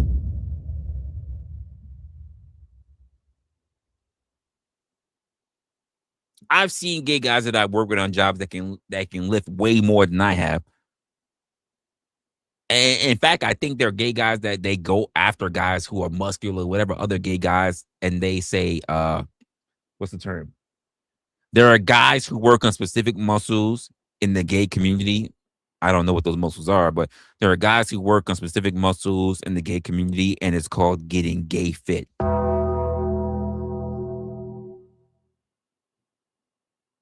And I was like, what? I know one of them for sure has to do with the pecs, the shoulders, and something with the neck. I guess if a nigga don't have really like a neck, like, then like, and he got the pec. If he got all this upper shit going on in the arms, he's gay fit. Like he ain't really got to have like no legs or some shit like that. I don't fucking know. Or like, do I even want to? By the way, no, I'm not gonna research that. I'm sorry, I'm not gonna put that into my search engine. Getting gay fit. Like, I'm sorry, people. Love you now, but I'm not typing that into my. What does it mean to get gay fit? I'm not typing that into my Google search. I'm not doing it for y'all. I don't know how to build this. I didn't know how to do this. I wasn't taught this. Like now it makes things a lot less awkward and I can be myself. This story, I hope, proves that not all places are bad. Not all places in the South are scary. There are outliers in a lot of things. And that's the main reason I wanted to tell this story, because I guarantee you most of you were expecting a horrible ending, but it wasn't. I wasn't. And I still work there. I'm still happy. I'm still content. And how could you not be? And just know, I mean, if you take anything from this video, just know if you're trans and you share your story online, one of these days it's bound to happen. I'm surprised it took this long because, again, I'm all over on social media. You wouldn't be surprised that it was this long if you had just been authentic and honest from the get-go. Like,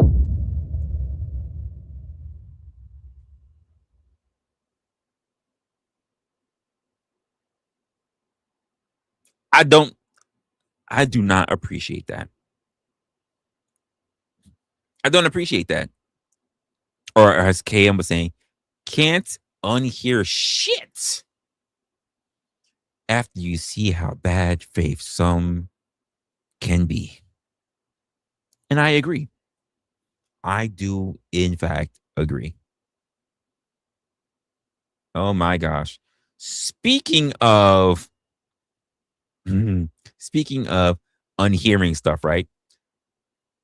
Let me take off real quick. I'm going to go to the bathroom real quick. I'm going to come back and we got at least 2, if not 3 more things that we need to talk about. Be about quick, maybe less than a minute. I mean, you know, I pee faster than some of you ladies. I know some of y'all just like to trickle and dribble across the damn place. I just need to go use the bathroom back and I'll be with you guys in a moment. I know Cam's probably want to curse me out right now, but too bad. In the meantime,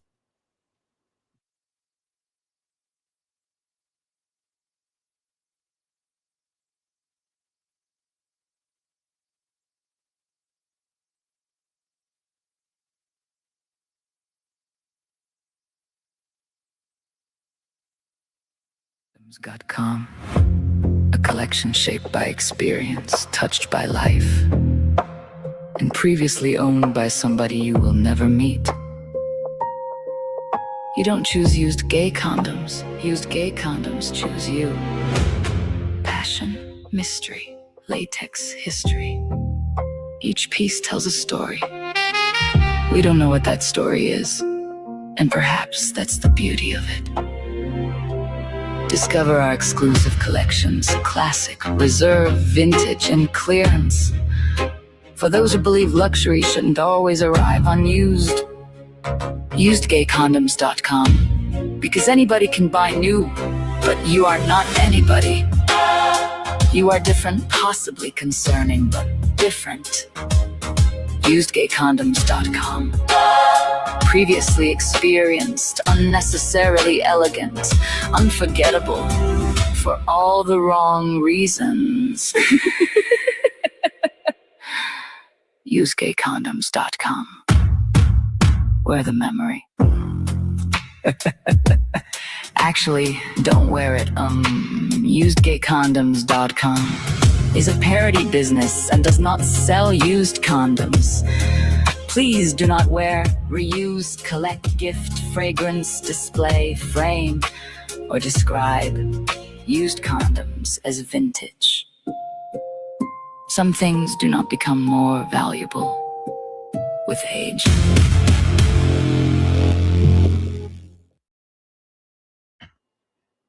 No. We are back. We're back. We are back. Whew. That laugh. You said that laugh.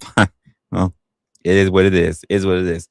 So, as we're getting back to now, we got to talk. I want to talk about something that I think a lot of people do a lot and don't really want to admit to. But there is a content creator who I do watch from time to time. It's been a little bit since I've seen it. But he's talking about something, and that is in terms of prawn addiction. And that is my guy, FD Signifier, on his other channel, the Signified B-Side. I haven't seen it, but being that I hear so much about some of these parasocial relationships and people who sit there and take their time and goon, I was wondering what maybe this man might actually have some kind of thoughts about it, and maybe some ways that we can figure out why is taking place the way that it is. So with that being said, let's take a look at what he has to say.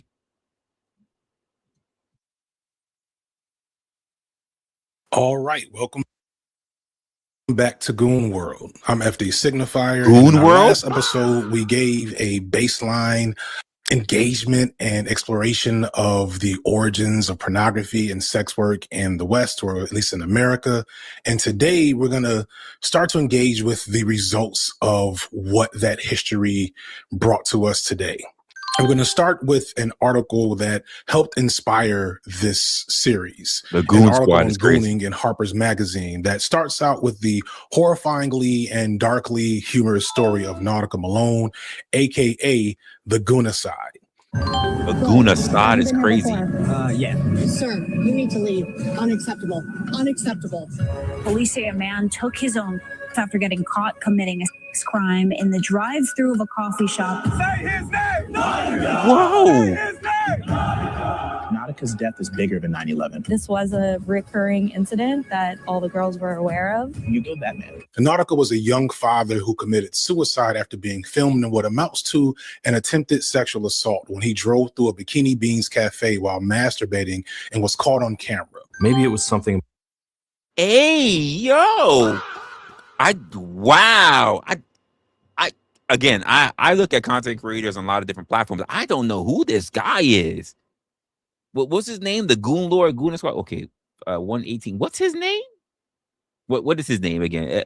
Say it. Committed suicide. That all the girls were aware of. You go Batman. Nautica was a young father who committed suicide after being filmed in what amounts to an attempted sexual assault when he drove through a Bikini Beans cafe while masturbating and was caught on camera. Maybe it was something about Malone's expression. He looked confident, even sultry, like he was hoping somehow to seduce the barista. Whatever the reason, the video was soon inescapable online. The view count was still climbing when Malone drove a few towns over and shot himself in the head in the front seat of his Dodge Challenger, leaving a note to his wife and young children asking for their forgiveness. The article is more about the unique and emerging. This was over beating his meat? He took himself off the chessboard? He folded? Over gooning?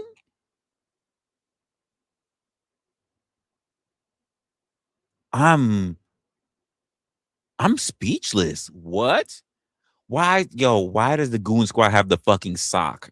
Hold up. Why does it have the sock? Let me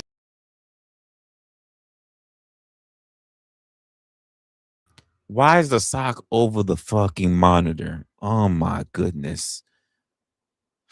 Goon culture than the life and experience of Nautica Malone, and understandably so. This video will also be more about the concept of gooning and goon culture than Malone, but I do want to spend a bit more time talking about him and his death, because what's interesting to me is the nature of what he did, why he was in the position he was in, and more specifically, how it connects to the nature of sex work and how that connects back to the people that consume sex work. As it pertains to sex workers, one thing you'll learn when you're around women in that industry is how many other skills they'll develop and learn while in that world. An experienced sex worker is liable to have skills anywhere between a pharmacist and a seamstress due to what it takes to survive in a world that both immensely desires your labor, but criminalizes and ostracizes it at the same time. I bring this up because no one ever discusses why Malone was being filmed in the first place, which is because these sex workers were protecting themselves.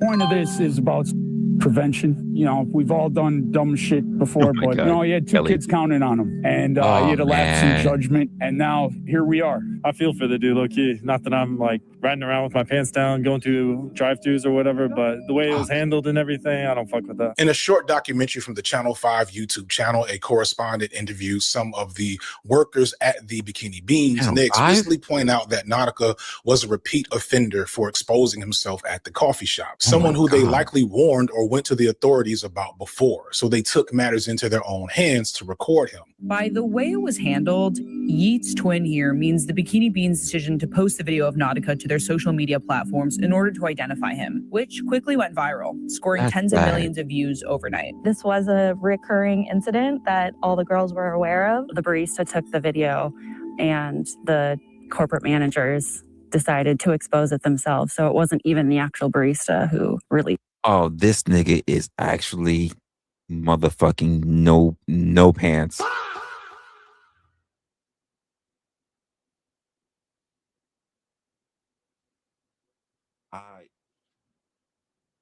I can't. I can't. He really is pantsless. This is crazy. The video, but I was a little surprised that it went viral, but it's not surprising once you think about it later. Thinking about it now, it makes sense within this like online commentary of lonely men. While some in the Channel 5 documentary try to see this as some type of malicious act along with the family of Nautica Malone, which is understandable considering that they did lose a son in the process, the reality is exposing abusers and assaulters is something that sex workers have to do to protect other sex workers, let alone whoever else might be affected by that behavior. It is arguable to call the baristas at Bikini Beans sex workers, but they're close enough to that world to know that, one, the police probably were not going to help them stop what was happening because they had called the police before, but also know why posting his face was necessary. Because sex workers are being criminalized right now. Sex workers are being murdered and raped. Yeah. Oh, wow. Okay. So yes, no chaser, because the person that filmed is one of the baristas. Again, it's a mini bar cafe thing, kind of a mini bar area. So the girls all wear mini skirts. So the person who filmed them was in a mini skirt. And assaulted right now in this day and fucking age. And they cannot go to the police. They cannot go anywhere and report this because they are affected by stigma. They are affected by criminalization, and this criminalization overwhelmingly affects sex workers of color, Black sex workers, trans sex workers, sex workers who use drugs, sex workers on the street. However, sex workers who use drugs?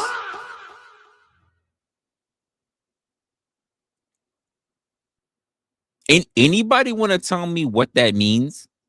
I don't know if am I crazy? I'm drawing a blank. Like, what does that mean? Sex workers who use drugs. And you can't just say hookers. Like, what do you mean, sex workers who use drugs?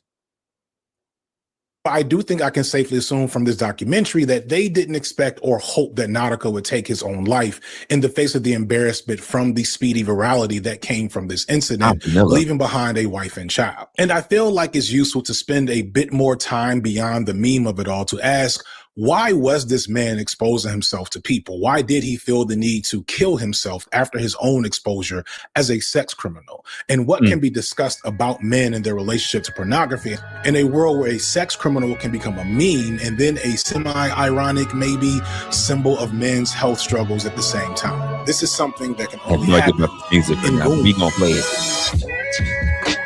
This music probably copyrighted, but we gonna play it. Goon World is wild. Don't believe me.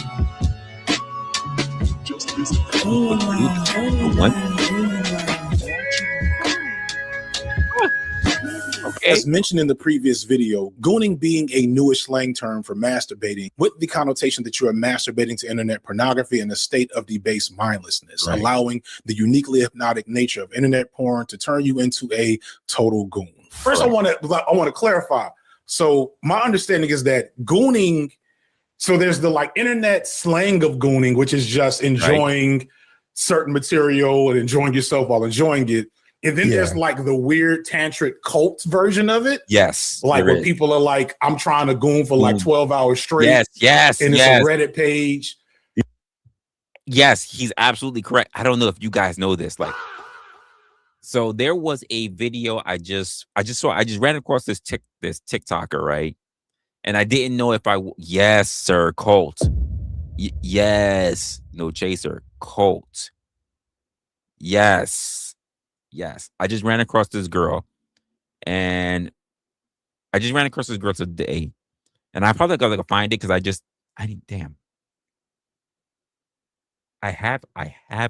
don't want to touch that tab, because if I touch that tab, it's going to click over, and I don't know much about her, but it was another streamer that put me onto this TikToker, and I said, let me go look at this TikToker's page. But apparently she speaks about basically being a professional gooner. Like by the way, gooners are not just men. There are women that talk about that they goon for 3 hours plus. Women are also talking about being gooners, professional gooners. Like, and I mean just the same way as men, gooning on their plushy pillows, gooning to anime, gooning to all kind of gooning to their favorite movie actors, gooning in the fucking movie theater. I'm talking about there are women who are on the rise. I'm telling you, I'm in these internet streets. I'm not everywhere all at once, like the movie and shit, but I'm enough outside of YouTube that I catch a lot of shit, and I'm like, whoa, I can't believe this is a thing. So I learned about a lot. That's why I say, like, some of y'all guys, you got to get out of YouTube. You got to get out of YouTube. But there are people there. I have my TikTok. My Instagram is not as popping, even though there's a lot of women on my Instagram. But I learn shit all the time. And it's like, I always find it funny when someone like, say, like an FD or whatever starts covering this stuff. Oh, no, people still go into hentai. But let's be honest, people also still make porn with fake tentacles and everything, and fake stunt cum that throw it on people. They have fake dicks that screw chicks and put out fake cum. And there are people still gooning to that, like, because the fantasy of a tentacle monster is still something that's still active today. And yes, they have goon cults.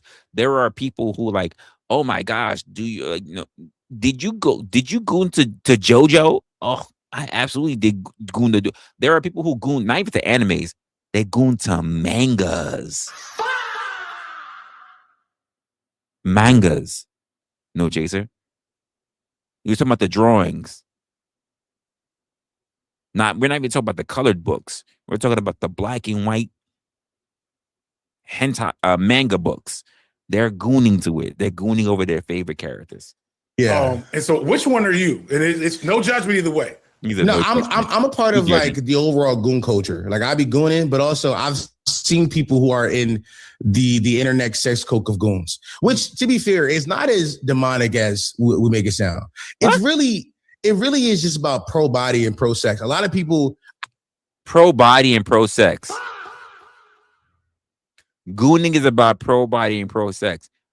The act of you masturbating to exhaustion, that you're masturbating so much that you're hurting yourself, that you're like, you don't even know if you can get the next nut off. That's like a sex body positivity type shit that you're talking about, my guy. The guy named Dom up here. I have a whole account dedicated to Goon Twitter. It's a private account. Nobody has it besides for other people who share my love of goons. A lot of it is just following. Could you imagine this? There's some guy out there, no Jason, to everybody who's watching. Did you imagine there's some guy out there who says he gooned so much that the last time that he gooned, nothing even came out? It was like just air.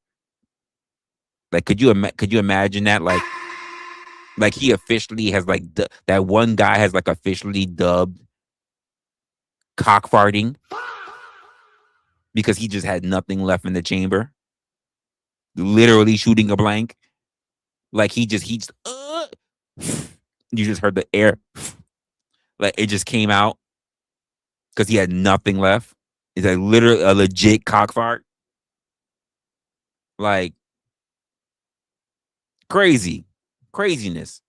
Normal people, not even sex workers, so no OnlyFans, no my fans in their bio, just like posting themselves like, "Hey, good morning, meat pic," and it's just like a wow. It's like a sharing of like the sexual experience in a body, which I find cool because I feel like we've demonized, especially Gen Z is so Puritan, which fries me because I'm a part of the generation. I didn't realize how Puritan my generation got, but I think it's good that there are some parts of us and some parts of it that is finding solace in like these small pockets of people who are like being woke about it too. Like, hey, do you like this thing? Talking about kinks, talking about this thing. Here go my butt. Like it's a fun thing. Here goes my butt. So good morning, show me your meat, and hello, here goes my butt. I'm gonna sound like one of these fucking comments in these YouTube, these Facebook and whatever chats. As a millennial, I wish getting ass was this easy. I'll be honest, like ass wasn't readily available to me until I was in my late 20s through my and my early 30s. I was about to say through my, but it's not true. My late 20s and my early 30s is when I was getting the most ass that I ever had. And I was still getting shit in my early 20s and my teens and everything. But never to the point that these motherfuckers have already lapped me, probably double lapped me, triple lapped me in motherfucking numbers. Like, I'm not saying I'm a sexaholic. I'm just saying when I hear a woman that turned around and shit, she got triple digit bodies. And I'm not even talking about Bonnie Blue and what's her fucking other Lily Phillips, so her name is, like, just the average person in the Gen Z is like sitting there like, I'm just racking up body counts. Like, what a time to be in, but also what a dangerous time to be in with everything else going on out here. And now to the point where we have goon culture. You know, no Chase, I think we're old enough, right? I think you're not. When we said nigga goon squad, it has a different meaning now. If we got goon culture, it has a different meaning to say goon squad. Goon squad said me and my niggas, we about to just run up on this shit. Now, the goon squad might be something totally different, my guy. Totally different. Totally different. It's something to think about. That actually sounds really wholesome and dope. It is.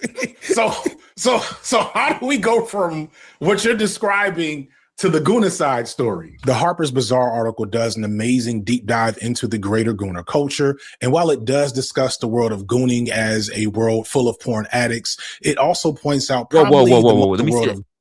Dude, look at what it says underneath. So it's classified as loneliness, porn, next frontier. porn's next frontier, and the dream of endless masturbation. That's what it's put as. Goon Squad, loneliness, porn's next frontier, and the dream of endless masturbation.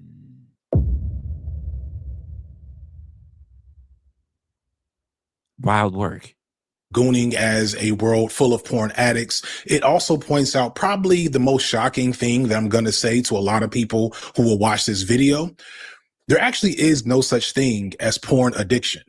Yes, What? according to the DSM-5, aka the official code book of mental illness and disorders in America, this may shock a lot of you watching, especially if you're like me and regularly see advertisements for porn addiction recovery online. And going into this project, I was not aware of this fact, but that leads me to believe that most American men on the internet, maybe using pornography, are also unaware that there's technically nothing addictive about porn. Some people Please explain. make the assumption that masturbating regularly or consistently daily is an addiction, that they shouldn't be doing that, especially if they're partnered. Dating is not an addiction. Foodie calls is even not an addiction. It's a strategy. Dating's not an addiction. Gooning is an addiction. Porn's not an addiction. Can we get down to that part? Like that's important. Like that they shouldn't be doing that, especially if they're partnered.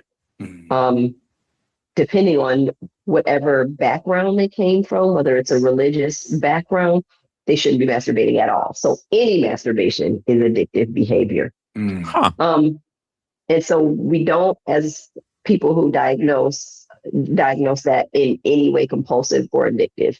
It's just maybe they have something incongruent with their moral values or their religious values that they have to work out. Maybe there's some shame reduction that we have to do, but it's pretty normal to masturbate. Like most people masturbate. So normalizing that. When it crosses over into compulsion, there is an inability to stop when you would want to stop. And I think that's the distinction that starts to make me think we're moving in a direction. So wait. She might have to. I might have to rewind that. Like, hold up. If we're at a point where we're dealing with people who are doing something that they're at a point where they don't stop when they know that they should or want to stop, and they continue.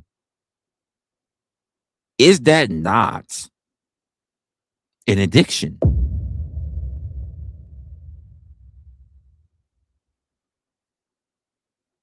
This is my thought. Is that not an addiction?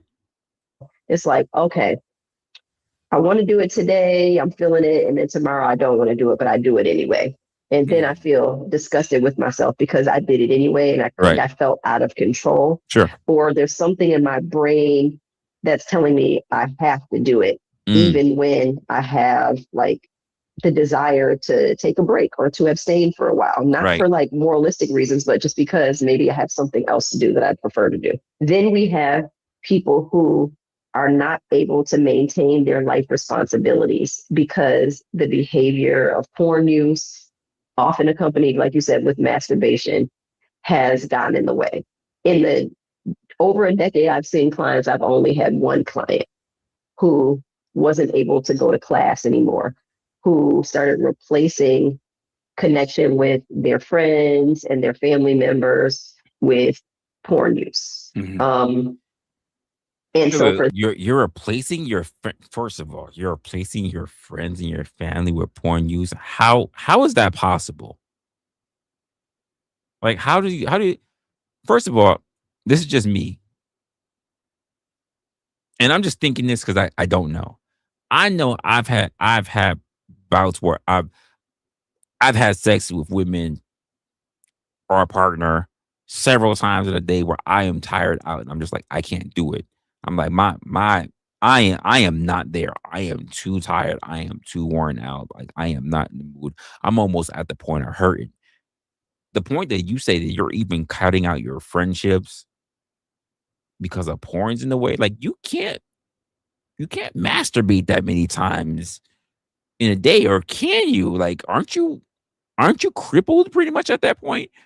I mean, damn, think about it. Whether you girl or guy, you probably got some scar tissue going on. Like you've been at it for a while. Like you need to give yourself a break. You need to fall asleep and take a nap. Like you need a whole day sleep. Like because you're doing a whole lot. That I would say that's a sexual compulsion where somebody might call it an addiction. It's behavior where you are out of control because all of the responsibilities that you have and that you would like to dedicate your time and attention to are secondary to your porn use. Right. And you need more. There's another piece. And you need to use more of it more often. And you're often seeking types of porn that, when I talked about that disgust and that like pleasure, like you need different types, more novelty. It has to get more disgusting to you or more arousing to you. And so you're beyond your scope of what you actually in your normal life would find attractive. And that's what sounds like EDP. Because he said he can't even get his shit up until he sees like a girl totally being demolished, like a threesome type crazy ass shit when it comes to other guys. Like active or arousing. So that's when I would be like, okay, that's diagnosable in someone. Like that's something that would need treatment, would need intervention, would need a lot of care. I would get into with that particular type of person. Tell me more about what you think it means that you do. So is it, I'm a bad person? I'm sorry. She's talking and I kind of tuned out because it just hit. It was in my mind. I don't think I would be great at it, but could I be a sex therapist? Like, could I really put myself in that position to do that? What about you? What about you guys? Do you believe that do you believe that you would have the temperament, the mindset, and the commitment to be a sex therapist? Like, you think it means that you do. So is it, I'm a bad person, I'm going to hell, and they're just terrified? Like, I don't want to do it because I know one time God can forgive me. 2 times, I'm probably going to hell. Oh, he must have blocked out stuff. Yeah, it must be something really bad. Something raunchy. When you have them all around you. Goon World. Oh, now I'm really curious as to what was. Now I'm curious what was there. I'm curious.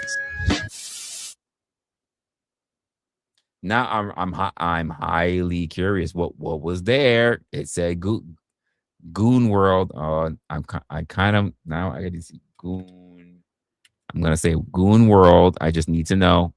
I need to see if that's an intro or an exit or intro or an outro. I said exit. That was crazy. Like, is that a thing? Goon World intro outro. Like, can I? It doesn't seem like I can find it. There's a lot of content on Gooners, by the way. Let's go find something a little bit more recent. I feel like I am highly curious at the moment. Let's go look for a video instead of a short. Of course, the World Cup. Nope, that's politics. Nope, that's a year ago. That's a month ago. Oh no, that's okay. So that must be his first video. Okay, nope, doesn't seem like we have anything that really goes outside of that. It's very interesting, the idea of the goon culture type of thing that's going about. Very, very, very interesting. So I do have one more thing that we can go through. One more piece of content that we can go through. And it's something that just literally happened like a day, like if not yesterday, then the day beforehand, right? And I don't know how much we're gonna be able to cover in it. So that I might have to get myself ready by getting my X account just so we can cover a little bit more details. I have no idea what this is going to be about, but I do know I started looking a little bit more into it, and I'm trying to be very careful because I don't want this stream to come down because of some things that are in it. But I don't want to say no more outside of that. So let's get into it, and then I'm gonna ask you guys what you think about it later. Let's go. All right, so Stable Ronaldo, Marlon, and FaZe Rug might have just changed this streamer's life. Now, this whole thing starts with all three of them on stream together. I guess they had a segment going on, or probably was collabing or something, and they were getting ready to end stream and decided to just give back to their community by gifting subs and eventually raiding a streamer known as Nitro Camden. And I honestly think from this point on, his life may be forever changed. Marlon raided me? Yo, how many people do we got in? We got a hype train? Thanks for the bitch. Are you fucking kidding me? Hey, Lady Gaga! Yo, I gotta fuck with it. So funny shit. I gotta fuck That's with cool. It. It's time to raid. Hey! Bruh. He had no idea what was about to happen to him. No clue. Alright, Slake, rated for me, please. I love y'all, man. Thank y'all for watching. And yeah. Now, this situation is very serious. I just want to just preface this by saying that discusses the topic of, domestic violence and things like that, and abuse. We'll get into that. If you're real sensitive, I would just suggest you kind of skip past some of these parts. But I think this situation sheds light on what we're adults here. Really go through in real life. We're adults here. We can handle it. We can handle it. Hopefully he's not going to go into the whole how graphic the shit is, because I don't think we can show that on YouTube. No, in fact, I know we can't show that on YouTube. But so hopefully he goes, as I found this on YouTube, hopefully he's not stupid. It was just broadcasted on a live stream. Now, like I said, they were going through raiding people, and Stable Ronaldo just so happened to raid Nitro Cam. So in case you don't know, Stable Ronaldo is a big well, he's a pretty big, not like super like Kai or whatever, but like he is a pretty big streamer on Twitch. And let's just say this, on an average stream, I don't know that much about him, but I did take a look at some of his other content. On a regular night, not a big night, on a regular night, he has about 10,000 people watching him. 10K people watching him on a regular night. So he decided to raid this guy. He decided to raid Nitro Camden, who's been doing this for a long time. And on average, he's kind of like me. Like, he only has like 2, 3, maybe even 5 people watching him. And all of a sudden, he gets raided with 10,000 people. Could you imagine? Could you imagine that? You've been grinding for so many years. And I don't mean like almost a decade. And all of a sudden you go from like 5, 4 people, whatever, and then you get hit with 10,000. But what happens afterwards? Whew. Was pretty excited like anybody else would, and this situation just blew completely out of proportion from this point on. Now, his mom hearing this, and I'm thinking it was around 10 or 11 o'clock at night, I believe, she was pretty fed up, saying that it was time for him to leave. I've never had this much people in here before, bro. I'm just trying to like, Mama, I have 10,000 people. I have 10,000 people in here. I'd be hyped. Why are you taking my stuff? I'm not doing anything. I have 10,000 people in here. Why are you in the camera? I have 10,000 people in here. They just raided me. Why are you taking my stuff? Mama, why are you taking my... Stop. Why? Because I'm trying to stream. So you can call the police because I'm streaming. I have 10,000 people in here watching. I just got raided. So I have to get out because I'm streaming too. I am. I literally just got raided. I can't just have anything, bro. I just got raided. That is a make or break moment. Can I not stay on for like 5 minutes? That's literally you a didn't have to legit take make my or break stuff. moment. I'm on stream. I just said I was getting off. They're all watching you while laying in the bed. And you finna get kicked out and you're worried about this. Did you hear that? I'm watching like she says you got all the other shit that they literally you can be they could be watching you while laying in the bed. You just got, and this also tells me that his mother's out of touch. She has no fucking clue about streaming at all, whatsoever. Not even a fucking clue. The brother walks in. You gotta just. All right, bro. Okay. All right. Never gonna get this opportunity again. All right. Me? What am I doing? I have an attitude every time. This happens to be the only time that I actually blew up. That somebody just. Now, anybody who just got raided by some big streamers who's sending tens of thousands of viewers to your chat will be excited, bro. Like, he probably was grinding for years and realized that his life would change. So, of course, I'm be dancing around, be happy, be hype. I'm sorry, mom. I'm not going to be quiet at this time. And it got so bad to the point where she actually assaulted him on stream. Like, you just have to see this, bro. I'm probably going to have to blur some of this so I don't get my video taken down or anything like that. But, yeah, this is an insane situation. Please blur that out. By the way, I've seen it. Move. Now you see. Well, close enough. Go get your stuff. You gotta go. Go. Go get your stuff. Go get your clothes and stuff. Go. Go. How y'all feel about that? And then go. I hate to have to call police on you. Go ahead and go. You're done. I'm not playing this game. Look at this chat flying. Go. If ever. Oh my God. She's gonna bite him there. My house. Everything. This is all mine. Get out. Get out. Get out of my house. You're not welcomed anymore. Get out. Be prepared for the police to come put you out there. So you don't think your stupid ass have to get out. You're 18, dummy. You don't have to live in my house. Great, but I'm letting you hear that? You're 18. You don't have to be in my house no more, stupid. Now, let me ask you guys something. Do you believe that this is the first time he's gone through this? Keep in mind, no, I don't want to say anything because I've already seen all this. I've been going through this for this was a good portion of my early day. I don't want to say what's going on, but do you think this is the first time he's gone through this?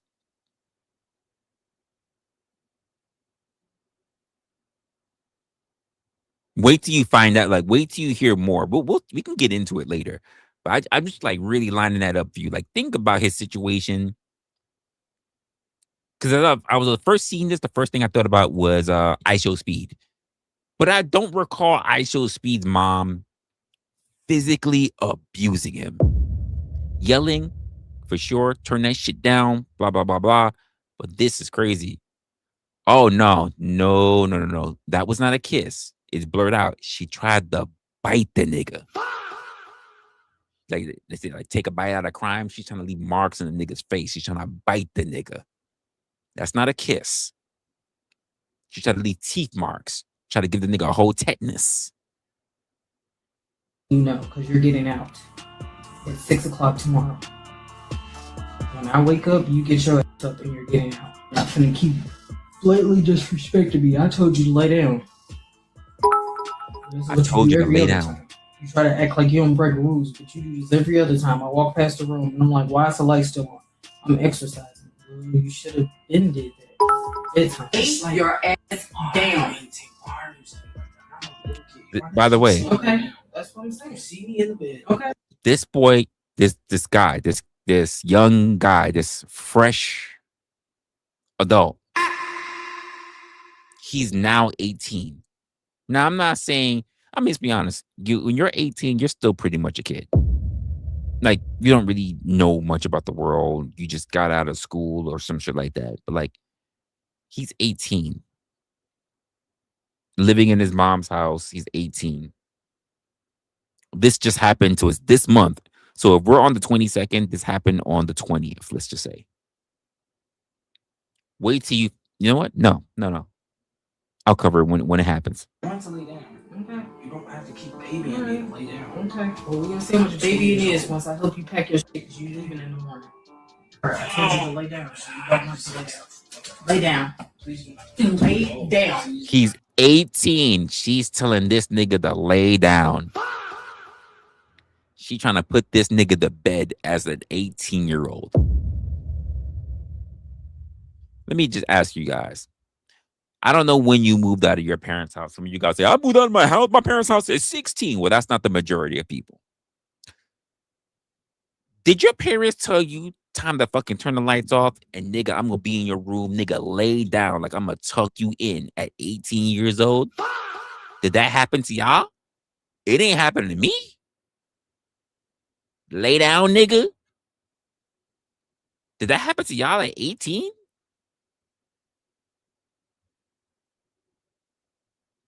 At 18, no chaser. Lay down, nigga. Go to sleep. Lay down. Lay down. Lay down. Lay down. So she just bit him on the face and said that he provided no value to the household and decided to call the police on him, bro. I don't care how mad you are at your child. No parent should ever abuse their child, especially somebody that just turned 18 like 8 days ago. So at this time right now, when we're reviewing this, he's been 18 for 12 days. 12 days. He is 12 days old as an adult. And this is what happens to him. It gets worse. Where you could just simply talk to them, have a conversation. You don't got to put your hands on him just because he was too loud and decided to, go over his curfew. And it's not that deep. He's going into adulthood and you're giving him a curfew, telling him he got to be, asleep at a certain time or quiet down at a certain time. Like, bro, that's like literally prison. It was, you're not going to keep blatantly disrespecting me and think you stayed in What does she even do? You bring absolutely no value to this house.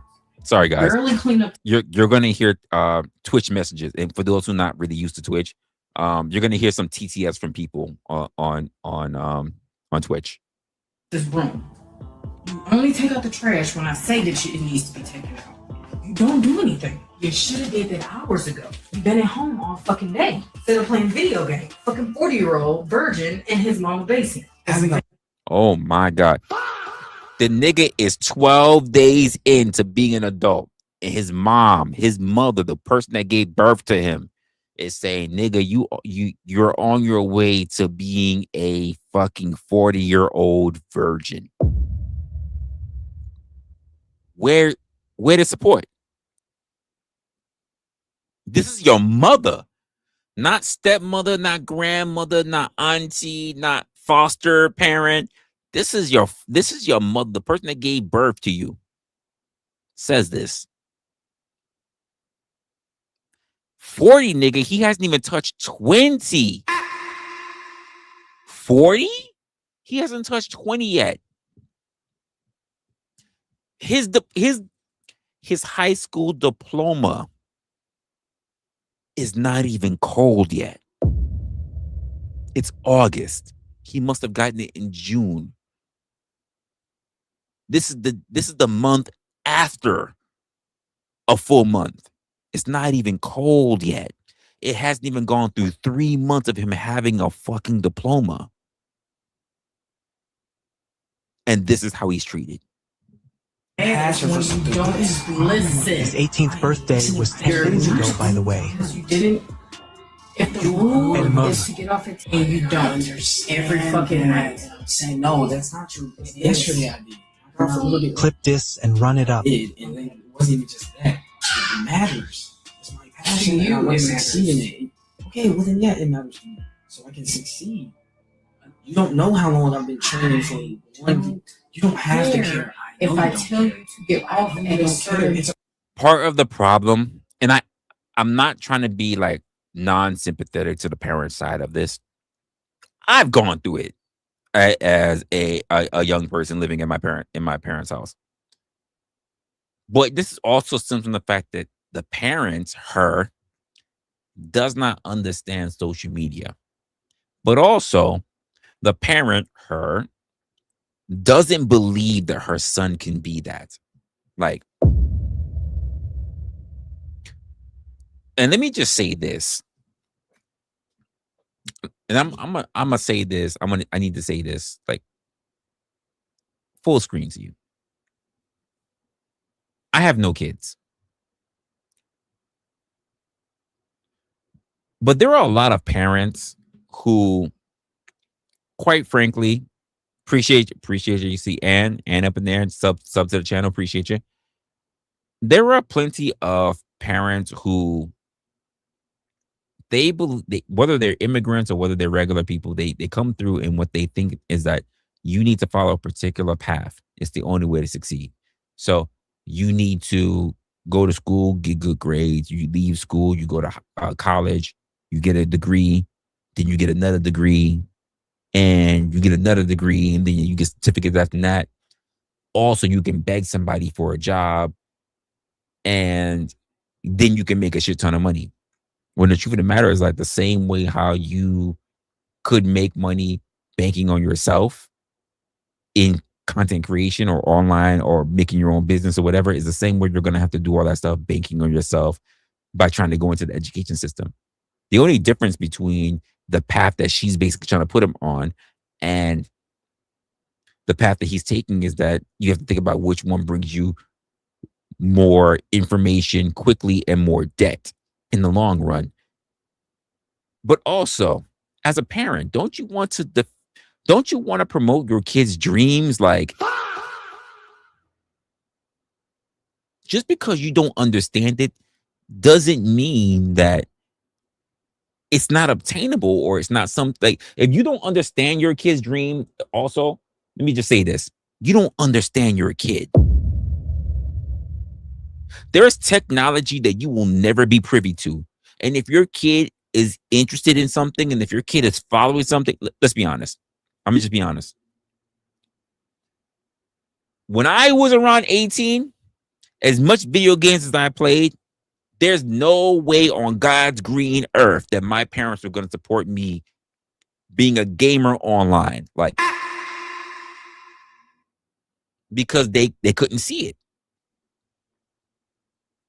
Now, 10 so years after that, when so many fuck 10, more, 15 years after that, then they can, oh my God, yeah, people can make a shit ton of money. Yeah, absolutely be a gamer. I'm already moved out your house. I already been doing my own thing. I already made too many fucking mistakes. I'm most likely in debt. Like, it's over already. OVAH. It is over. So where was your, and I say this for a lot of parents, like, but also I say this as well. You don't want your kids to fail. That's true, but they may have, there's a reason why they're doing what they're doing. And you should be asking your kids, why do they want to pursue the things that they want to pursue? Why? The questions, the W's that you learned as growing up as an adult is the same question, is the same W's that they had to learn coming into school. So you should be asking, why do they want to pursue this thing? But also, my last part on this, would you not rather them make these mistakes early than chase these dreams as a full fucking fledged adult when they don't have any fucking real responsibilities, any real debt, would you not rather make them make these mistakes now and learn all the things they have to learn now when they basically have as much risk that they can make now? You can't really make those risks when you're so much older. Like me. Like, would you not rather have them learn that shit early?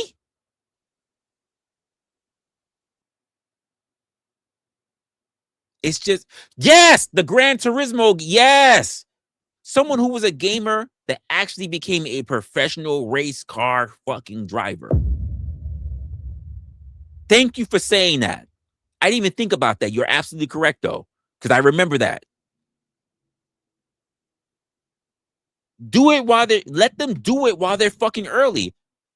But as far as I can tell from like a lot of stuff, like she already dubbed the nigga as a failure. And the truth of the matter about content creation, which is why I'm not shitting on it and I keep doing what I'm doing. Oh, you ain't getting no fucking views, Resla. You don't do this and you don't do that and you can't get this and you can't get that. Something that's said by all content creators, from younger to older. Don't quit, because the game is not about you being the best. Sometimes the game, just like life,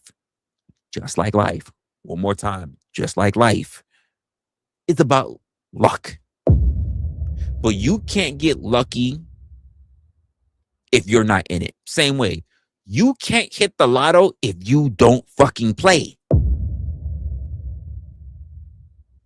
You're not going to just buy a ticket randomly one day and just win. That doesn't work for everybody. There are people who put in God knows how much money into the lotto system a week. But if you never put money into the lotto system, you never are going to win. So she doesn't understand the significance of her son being a streamer for so long and having 1 or 2 or 5 fucking people watching him to having 10,000. She doesn't fucking get it. Which means she's never been supportive of him. Okay with not caring about me. I fully understand. I don't care what's in your twisted mind because you're still not listening. It goes off of what I say the rule is. You can't just do what you want to do.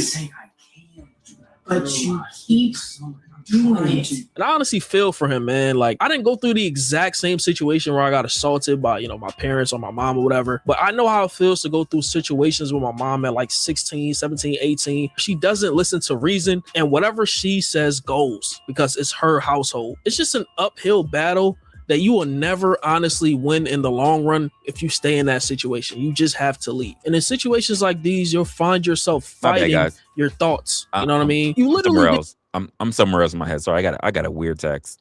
I was watching my text. My bad.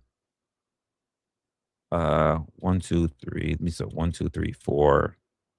Yep, that sounds about right. Same situation where I got assaulted by, my parents or my mom or whatever. But I know how it feels to go through situations with my mom at like 16, 17, 18. She doesn't listen to reason. And whatever she says goes because it's her household. It's just an uphill battle that you will never honestly win in the long run if you stay in that situation. You just have to leave. And in situations like these, you'll find yourself fighting your thoughts. You know what I mean? You literally did nothing wrong in this situation other than just be a human. She's 100% wrong for this. And that's how it usually is in these black households. I'm gonna be honest, bro. It honestly really happens to my... Well, here's my thing. I don't want to say that it's just the black households. Do I say I know more black families who do it than other races? Yes, but this is not strictly a black household thing. There are Asians, mainly the Asian women, because I know more Asian women than I do Asian men. So this happens in Asian households, this happens in Hispanic households, and this happens in white households. I don't know many Indian people. I know some, but not too many. But I'm pretty sure just based on how parents look at things and what they consider to be success, especially if they're immigrants, it's no different. This is not a success thing. This is the evolution of the marketplace and technology, and a lot of people not understanding what's available versus what is already been proven to be the general path, so to speak.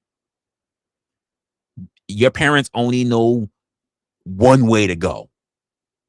There's a new avenue that opened up that you see success in, and they just can't grasp it. There's no way in hell that my parents, never mind my grandparents, would have ever saw that playing video games would be viable in the future. The same way when I was growing up as a child, no adult ever thought that the internet was going to be the most important thing in the world. This is why you always hear me also have a big slogan my big phrase is when I say you don't know what you don't know. So it's your job to learn.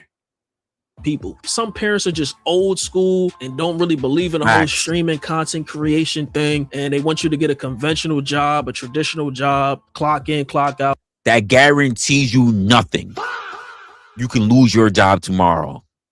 Which I believe that he said that he got, right? I think he had about 2 jobs, I believe. I don't know if I could find the clip. If I do, I'll show it on the screen. But yeah, man, like they're never going to understand how certain things go until they see it for themselves. And even then, it's some parents that just like from the islands or, from another country that will never truly understand this shit. Now, his mom will proceed to expose her character in front of tens of thousands of viewers, saying that she has access to all his money via his bank accounts and took his phone, saying that she emptied one of his bank accounts and is trying to get into the other ones. She also admits to getting child support from their father while taking his money that I just said. Just disgusting. Worry about all this senior expensive stuff. It's a win-win. The child support don't matter either. I'm still getting paid either way. He owes me over $14,000. Either way, I'm still getting paid. So did you hear that shit? Let me play it back for you one more again, right? This chick basically said, I don't care, basically, you can get out my house. Because your dad owes me. First of all, Can we just calm down on that for a moment? The man could have just disappeared, whatever. Unless the man is like, basically, I want my kids or whatever. If the man just disappeared off the fucking face of the earth or whatever, and you couldn't find him, he doesn't owe you anything. Like, unless the man literally trying to take care of his kids or whatever, the fact that you say he owes you, but it also tells me this: you don't see your children as people who should be prominent and be this open my mind to other shit, right? Oh my gosh. Let me talk to you guys real quick. This does not show me that your children are people that you're looking at as being viable candidates for being important in the future, or someone that's worthy of doing other shit. You look at your kids as a burden. You look at your kids as a cash cow. You only see your sons, and you don't see viable people who could be something beneficial to the future, to your future, even if you want to be that fucking selfish. You only see them as mistakes that you made, and you only see them as dollar signs to be capitalized on because you made said mistake. You don't see them as people. You don't see them as something great. You don't see them as something that you want. You never wanted those kids. I wholeheartedly believe that parents who treat their kids like this never wanted their kids. And by the way, this is why I also say a lot of kids that are born are oops babies. They're not made with intention. They're created from back shots and Hennessy. And you don't believe in the potential of your kids, but you'll sit there and you'll have them even be up under the roof, and you want child support or whatever the case may be. But did that guy file for child support? Like, did he do that?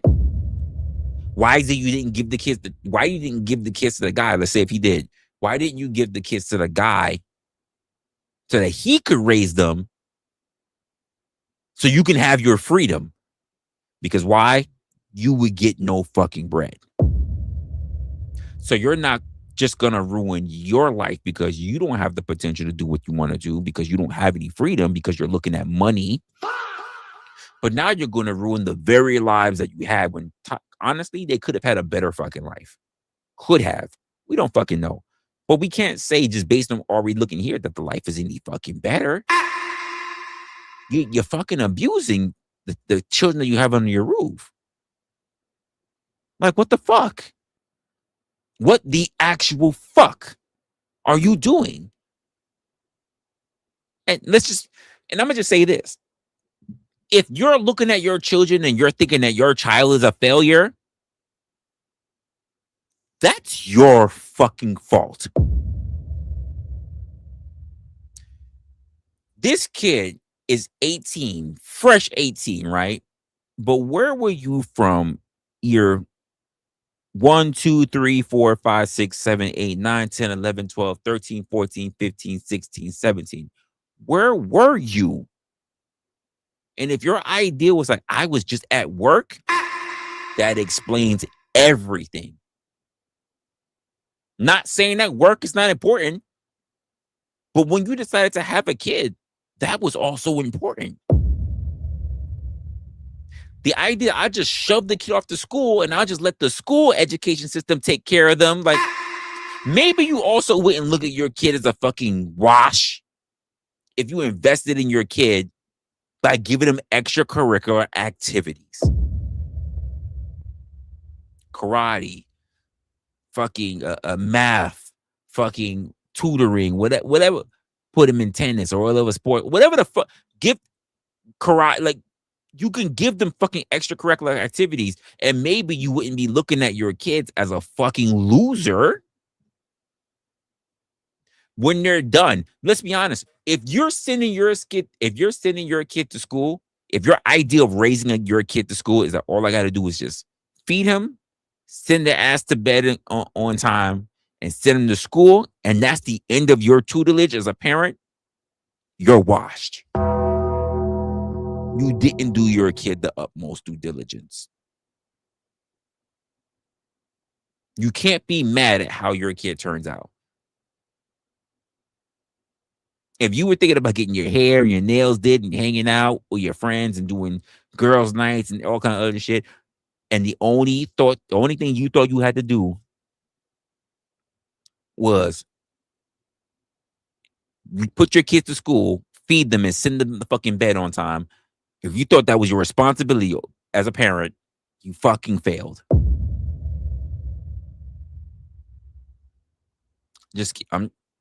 My personal opinion. You don't have to like it, and I don't care if you don't like it. It is what it is. Taking his money that I just said, just disgusting. Oh, by the way, the little money that he was making on, say, Kick or whatever, I don't even know if it was something donated to him, maybe his dad or whatever. But this chick said, I'm gonna take all that money from you. You're not gonna get a dime. Because the accounts, he never had he's fresh 18. He never had a bank account. He never had a bank account. Worry about all this senior expensive stuff. It's a win-win. The child support don't matter either. I'm still getting paid either way. He owes me over $14,000. Either way, I'm still getting paid. I don't care. So hear me. I've already took away your phone. I've already emptied out one of your accounts. I just can't get.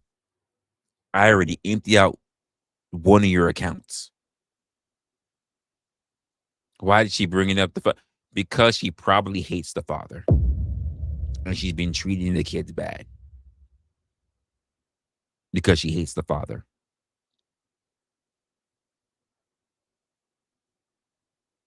What's the acronym that they call it? It's BSB. Bitter single bitch is what they call it.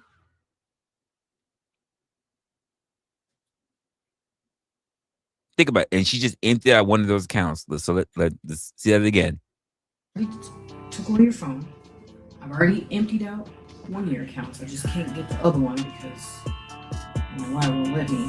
Because I'm not putting no money towards any of your accounts. You're not getting a dime from me. A dime. You're gonna figure out the hard way that you are fucking up your own life. Now we see all this on.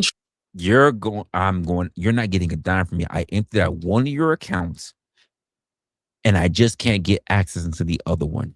So let's just assume that one of those accounts are, say, as a content creator, let's just say one of the accounts are Kick, one of the accounts are Twitch. Maybe she got access to the Twitch one, but she doesn't have access to the Kick one. And I think because Twitch is more close to your bank account, but Kick, I'll say this for myself, Kick is a Stripe account. So like, take your pick on how you want to look at that. But she's like, I already emptied out one of account and I haven't emptied the other account because I just haven't had access to it.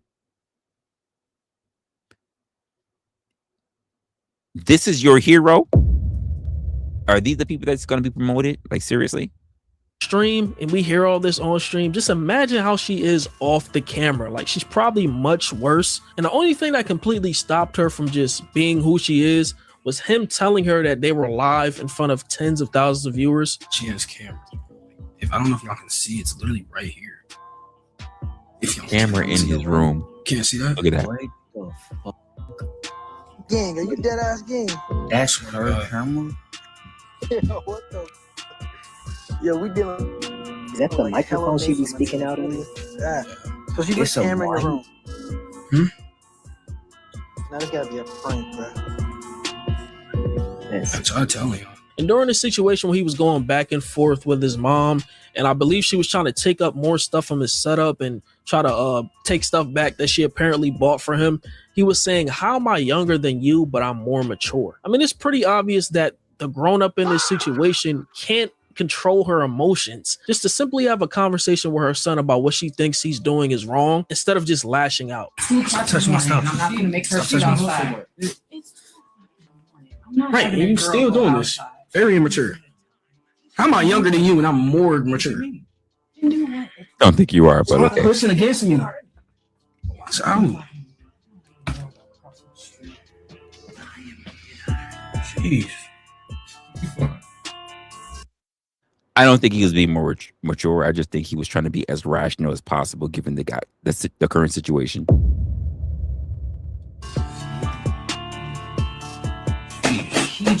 Family, by the way. So-called family. She's fine. Family's not who's all blood related. And it's not. That's why I know that for sure. I know that. You've shown that. Just stop losing my touching you. I don't patience. care. Now you mad? You hurt about her words. I don't care. Because I don't care anymore. So he has to go. You never cared from the start. You said you kicked me out. When I smacked the shit out of him. Jimmy, please hit me. Just let her hit me. I was talking to. He said, please hit me. Please hit me. Let her hit me. That's what he said. That's the thing he's used to then. Because he's trying to like make sure that it's known that it happens on stream. Control my emotions when I was like 5 years old, bro. Like honestly, probably way before that. It shouldn't take no grown ass woman to not crash out on a son. This is disgusting. With a mom like this, yeah, he was 100% cooked. Apparently, she's a teacher at his school, and after all this, yeah, she's definitely gonna lose her job. During this whole situation, I wonder if she's going to lose her job. I'm waiting. I'm low key hoping. But think about it. She's a teacher at his school. By the way, the job that he's waiting to get is actually at his school. And now he's thinking he can't even work at that school because his mom already fucking works there. Nitro Camden was trending on Twitter with a post saying mom confronts Twitch streamer during surprise raid, with like thousands of posts going up about the situation, with the big clip pages posting everything. And you know they like to post every single clip. I'm glad they made this go viral. Right there, mom confronts Twitch streamer Nitro Camden. Yes, you're number one trending on Twitter. You're number one. You made it. Not Bro, one. Even on my TikTok, every scroll is him, bro. Stable Ronaldo will respond to this situation as well, saying, what the F is wrong with people? Try to help a smaller streamer and his mom does this. And Ron was not the only streamer to support. It was a lot of streamers in his chat gifting subs to him, like Madi, Kello, Yugi, and Senna. Just gifting him thousands of subs. Senna even reached out, hopping in a call, trying to help him and giving him motivation. That's I dead ass can't watch that. I can't watch that. Bro? That is not a fucking That is movie. What? disgusting shit. Can she be locked the fuck up? Get all of her children away from her. Does she have any other? No, genuinely, I hope she loses all her kids. I hope she does. Me too. I don't care how mad you get. You do not do this. I have never had a parent do that. I don't even want to. I don't want to play this. To be honest, I don't want to play this. And put him in a fucking headlock and smack him in the face. In the fucking face. That's your. I hope she gets her. Bro, I hope she gets her ass beat. That ass. I hope someone finds her and beats her ass. Is what I hope. Sorry. I do. I hope she gets exactly what the she put him through. That is fucking crazy. Cam, if you can just message me privately, I don't want to. I feel weird doing a call with people. I message you privately, and I want to figure out some stuff with your money situation, so I can make sure I can try to send you the money on Cash App or something, so you can get a hotel or whatever, even if it's something to just get out of there for a few nights. You know what I mean? Yes, ma'am. Thank you. So, thank you, sir. But I don't want to do that outside of the call and everything like that, and just try to help. I don't want to do this, like doing it live is just kind of weird. And so I just want to, I'll do that to you off stream. I'll talk to you off stream, but I needed to get in contact with you so I can do that, because I don't want to send you some subs and then you're stuck. You know what I mean? And the subs are going to your mom and she has your account. I don't want to do that. So that's a fact. If you could just message me and we'll figure that out. Okay. All right, yes, ma'am. Thank you again, Senator. I appreciate everybody. Thank you. Of course, bro. Yeah, with the yes, ma'am. Anything, please, bro. Like I know a lot of people are gonna see this, and it's probably not the publicity you want, bro. But I don't think anybody's gonna see that and think you did anything wrong. So please keep your head up, bro. That's the least I can say. Okay. Yes, ma'am. Thank you again. After this, Senna will send him an undisclosed amount of money. I'm guessing it was a lot based on his reaction. I'm sending him 2 payments because my bank won't let me send it all at once. So I told him I'm going to send him the other part of it in the next few days. Oh my fucking gosh. Why did she do that? Why did she do that? Senna, you did not have to do that. Oh my fucking gosh. Oh my gosh. This is what it's all about with the streaming. You guys want to take a guess on how much Senna sent him? You guys want to take a guess? You want to take a guess on how much Senna's fine ass sent him? You want to take a guess? community, man. Like a situation like this, people got to put all their differences aside and just support somebody like this that really needs help. I'm sure it's a lot of other people out there for sure that's in the same situation. So just seeing this situation could give other people courage to just stand up, you know, leave that toxic situation that they're probably in. That's similar to Nitro Camden's. I got you. Thank you, Core. Life. See. Perfect timing, Cam. Perfect timing, bro. God work, gang. Yeah, you Chad, know, we y'all just talked about basically- last week. He's been dealing with Hang this on. for a year straight. Police might have to come here though. She would also call the police on him, and they would end up being there when he was on a call with Senna. She can call police. That's crazy. Call police. Okay. Yeah, go ahead. Well, the Call the fan don't leak, police. the fan don't leak something. Oh, no. Tomorrow, no. Don't leave the cash. Yeah. Nah, we're not saying our number. It's okay. Call the police. You ready? All right, boys. Hey, let me go get a pencil. Bro? I don't know. She called the police. She called the police? Yeah, so I'm just gonna wait for them to pull up. This could go bad for her, bro. Right. Oh yeah, and I'm recording on the GoPro, so. Also, And on make the it clear, GoPro, and smart. if you run into the police, make it clear that everything's recorded, all right?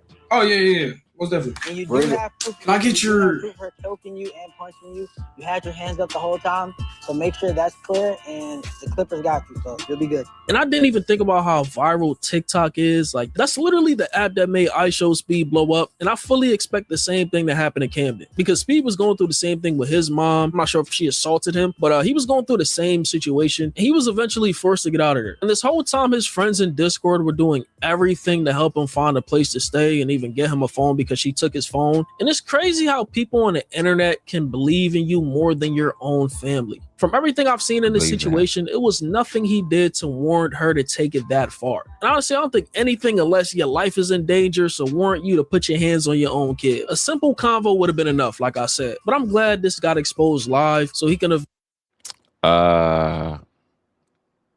More mama.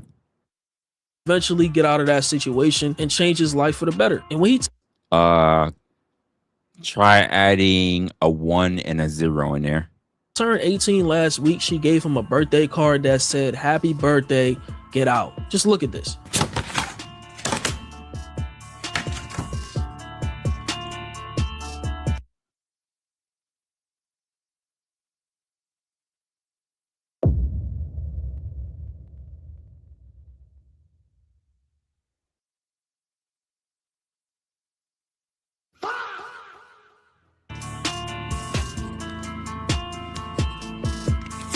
He will also show another clip from about almost a year ago where he was about to get kicked out as well, and he didn't know if he was going to be able to stream again. All right, y'all. As y'all see, man, this video is different. It's not even a video. Well, he's way looking different.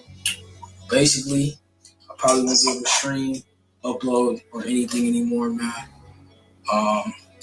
Basically getting kicked out. So, you know, wherever that journey takes me, I'm gonna be there. You know, but yeah, man, I appreciate everybody that liked the reels or just seeing the videos. You know, what I'm saying, you across your feed and you smile and laugh, or whatever the case may be. But hopefully, I'll be back soon, man. We'll see. You know, but I love y'all. I appreciate y'all, man. As y'all can see, yeah, it looks pretty bad.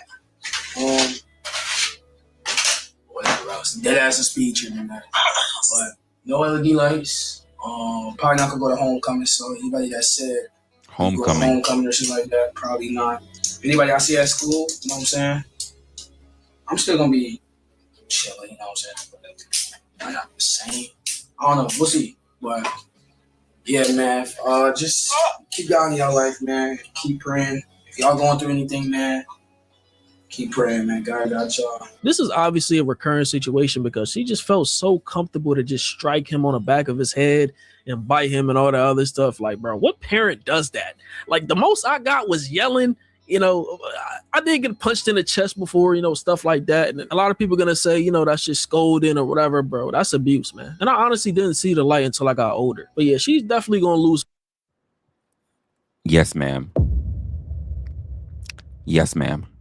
Her job, bro. Like it's cooked for her. It's all over the internet. She's trying to take his money, drain his accounts. That's a crime. 100% over for her, bro. But I wish Nitro Camden the best. If you're new to the channel, make sure you join the Discord. I'm in there every single day. It's Fargo. So there's more to it than just that, right? So I'm gonna go to my X. This is dangerous, folks.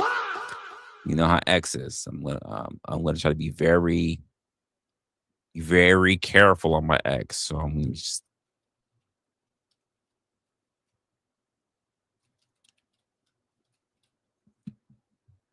okay. There's a lot. Ooh, there's a lot going on. Let's try to feel through a couple of things, and then we'll go from there. Okay, so here I'm gonna hold up. I'm going here. Here. Let's do this, and that should. Nope. We'll just do a whole side by side, and I'm gonna pull this to the side. See if I can make this larger. Looks like I can do that. Okay, so I'm gonna hit the full on this. Yeah, I don't need to see any other suspect stuff that happens on Twitter or X rather, and so you guys can get a little bit more conscious of the situation. Nobody was against me. What? Show your birthday card. Oh, my birthday card? Show the birthday cards you got to, bro. Yeah. It's a little game. So we seen this one. That was with his guys. Then they told him to show the birthday card. All right, which is crazy. Let's see. Gotta make sure I scroll Twitter properly because y'all guys know shit is crazy. Because when they show the beating is not blurred. So I gotta make sure I don't show that from X. We saw the conversation that happened with Cinna. We saw the conversation that happened with Cinna when she was talking to him on that one stream. I want to make sure I give as much so we can get a good idea of what's going on with him. Because there's some post stuff that happened. So let's get a little bit into it. I'm trying to put this as best as I can into chronological order because he had a whole lot of different streamers reach out, which is honestly so fucking lucky, but also really, really fucking cool. Really, really cool. Let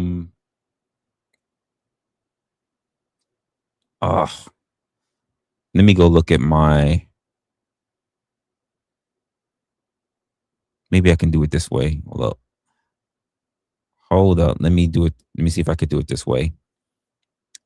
Because honestly, I might have to talk about this later. Oh, by the way, how much money you think as of today? Because something got leaked. How much money you think he made? So, Mama, you already know. You said seriously. That's how much was given. How much do you think he's made so far, as of recently?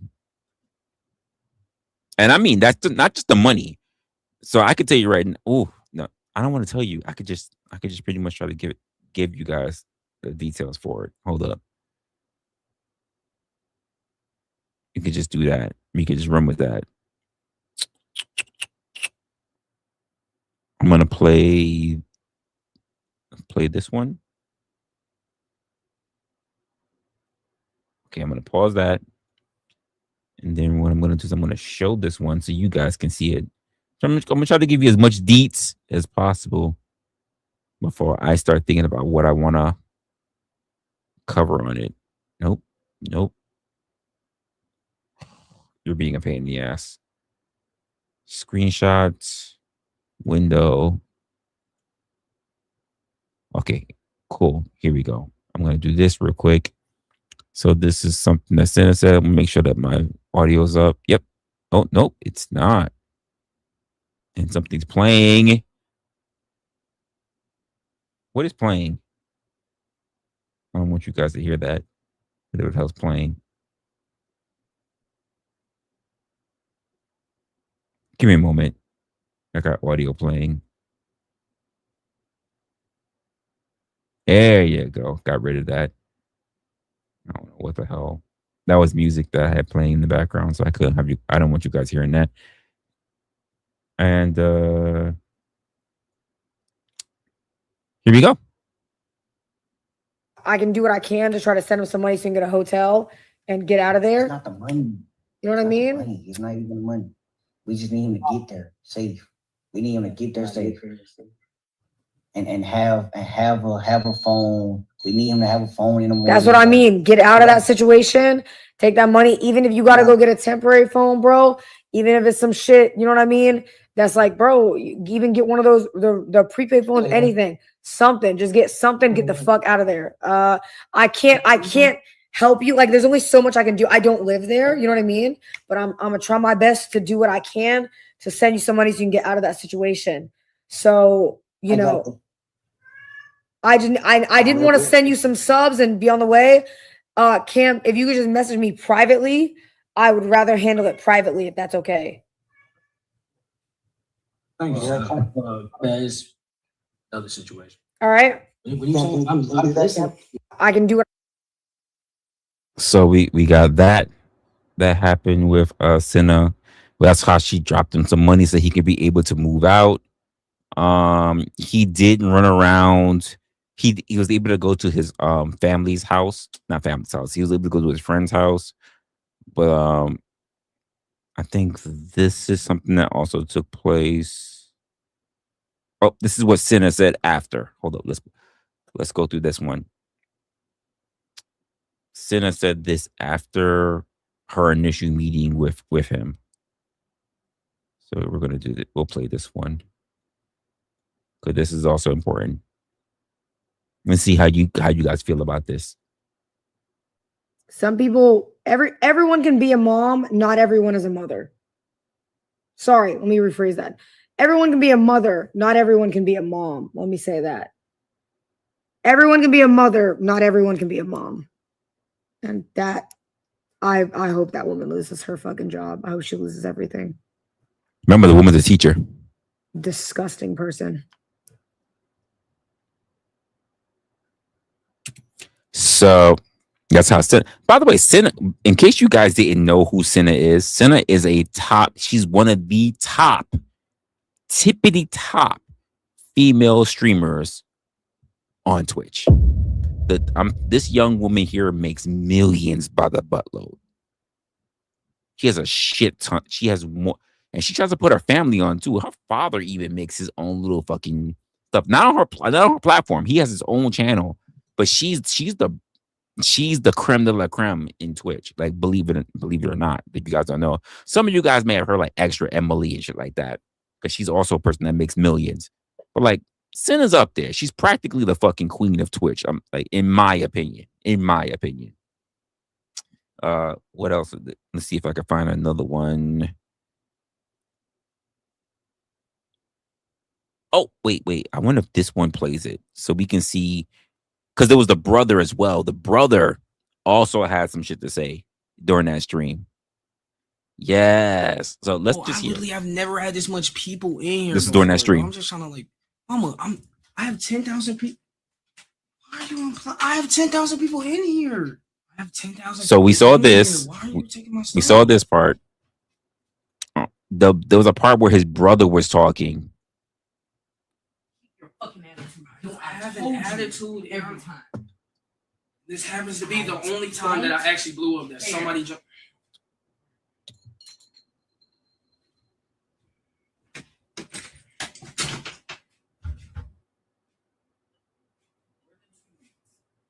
It was 10 minutes. I apologized and I said I was getting off.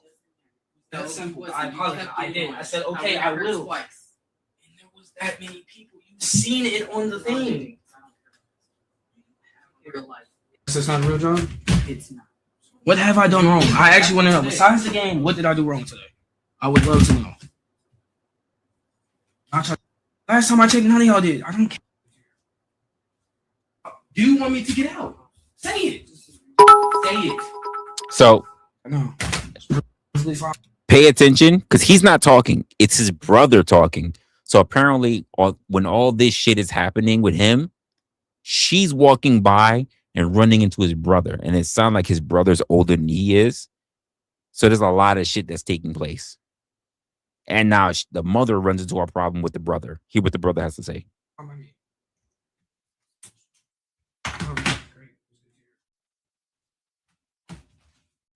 Expect people not to react if you bring them down every single second.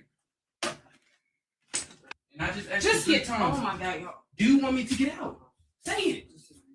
Say it. You hear the brother? Do you want me to get out? You want me to get out? The brother, you see it in the chat. W brother. The brother's not like, you want me to get out? Because you're going really hard right now. His brother is protecting him. Like, you want me to get out? Because, like, I'm a grown-ass man, too. Like, you doing a lot. And then look him throwing his hands up, like, it ain't just me. It's not just me. It's not like he's just the one problem child. Like, this heifer does it to a lot of her children.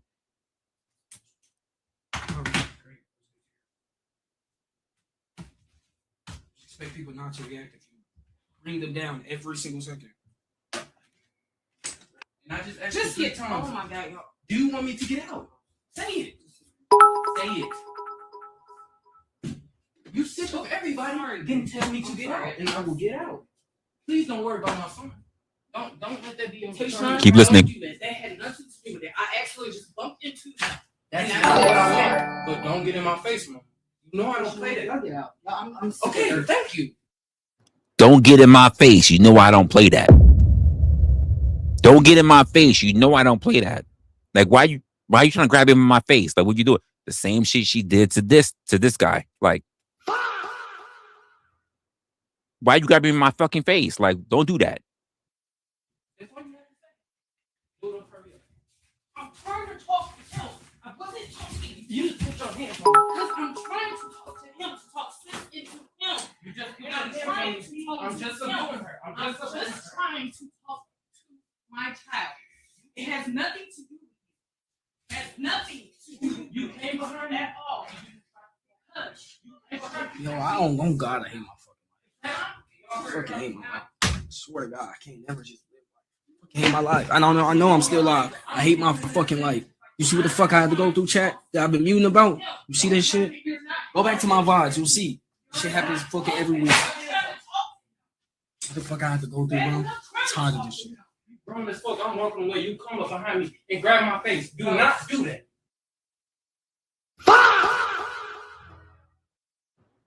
I'm just chilling, doing my thing. You walk behind my face, grab my fucking face. Don't fucking do that. So she been handsy. By the way. She been handsy. Don't do that. I'm grown just like you grown. He throws his hands up because it's like it's a normal occurrence.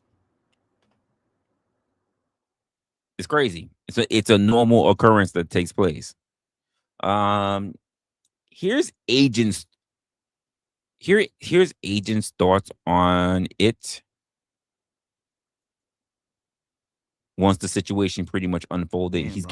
He gives his point, and I agree with a lot of this, which already gave me a lot of the feeling of what I was thinking about as even me coming up as a young adult. But like, he makes a great point of how there's a big disparaging gap between what we think and what our parents think and how we look at the future, which is why we always have to call why a lot of parents call our values into question, but why we're also calling their values into question, you know? Damn, bro. I'm not gonna lie to you, chat. Growing up for me, my parents never understood this shit. My parents immigrated from Ethiopia to Canada. So, you know, for them, winning, the only way to win in life was to go to school, to get a degree, to get more degrees, to rack up more degrees, and then to get a job as a doctor or engineer. So that's what they would teach us to do. Feel me? Which is okay. That was how they won. But it's impossible to explain to them without evidence that there's a way to win doing so much more now and that so much has changed. You feel me? And so I never tried to change their mind personally. But also, I left home when I was 18 to go to school, and I never went back. On summers, when I had an opportunity to go back for 2 months, I didn't go back.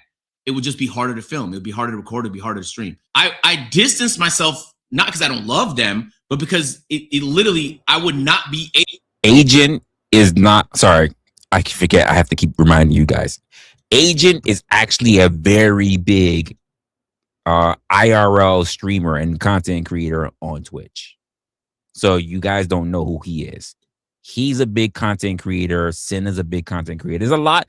This is why I say, like, you guys really got to reach outside of these goddamn motherfucking panels.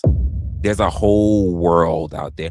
A whole new world. There's a whole world out there. The woman in the blue that's fighting with whatever up here, that's Nitro Camden and his mother, the video that we just watched.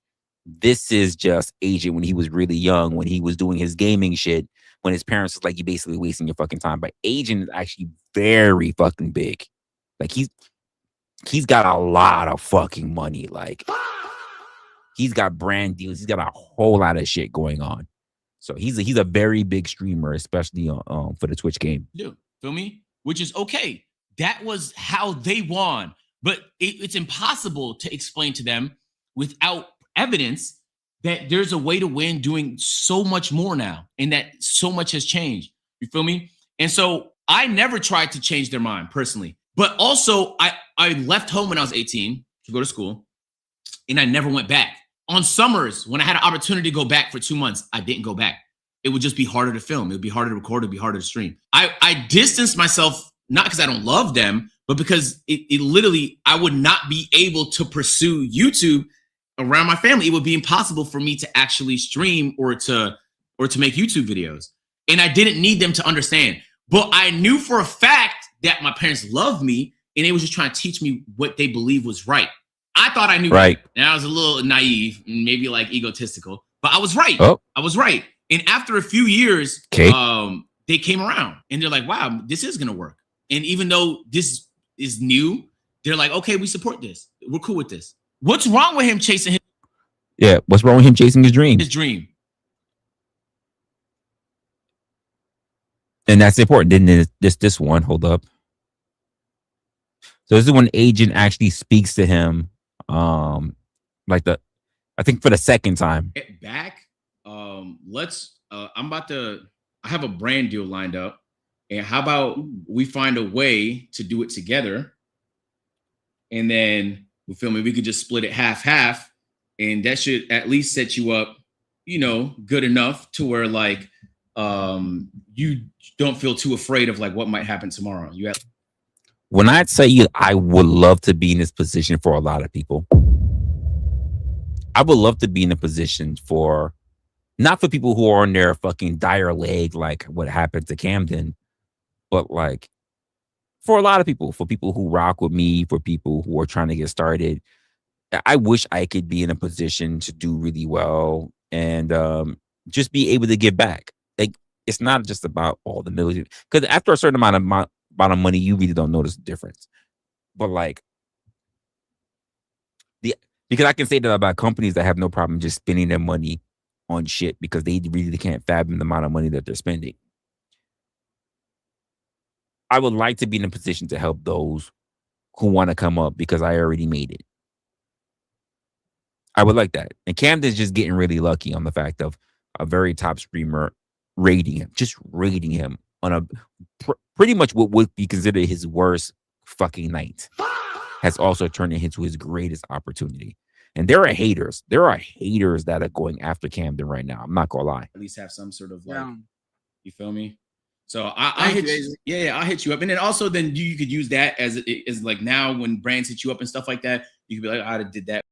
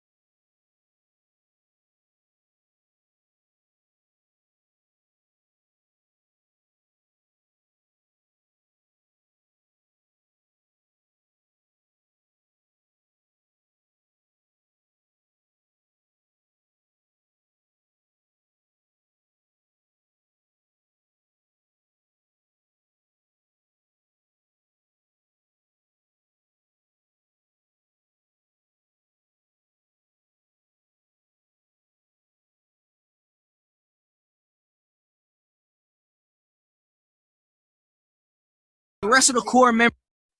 He was another, by the way, Platboy Max, another big streamer on Twitch as well. Another big streamer. And how long have I been telling you guys, like, if you want to get into content, by the way, I'm going to tell you something that you don't know about this guy, Nitro Camden. He's been streaming since he was 12. Average viewers, he said 1. He's 18. He's been streaming since he was fucking 12. And like that, overnight, because of the good graces of somebody else, he's been able to blow up. The truth of the matter is that a lot of what you do, you're going to be grinding in the dark for a long time before you ever blow up. But the very important part for a lot of people is just to keep going. And I've been seeing, even as much as people get pissed at me for the things that I do in content or whatever, or how I talk to people in content, or how they get butt puckered about everything else. Said, did you cut your sound? Did I cut my sound? Everything else. No, I can hear myself. I can hear myself. I can hear myself. Can you not hear me? Literally, I can hear myself on the stream. Hold up.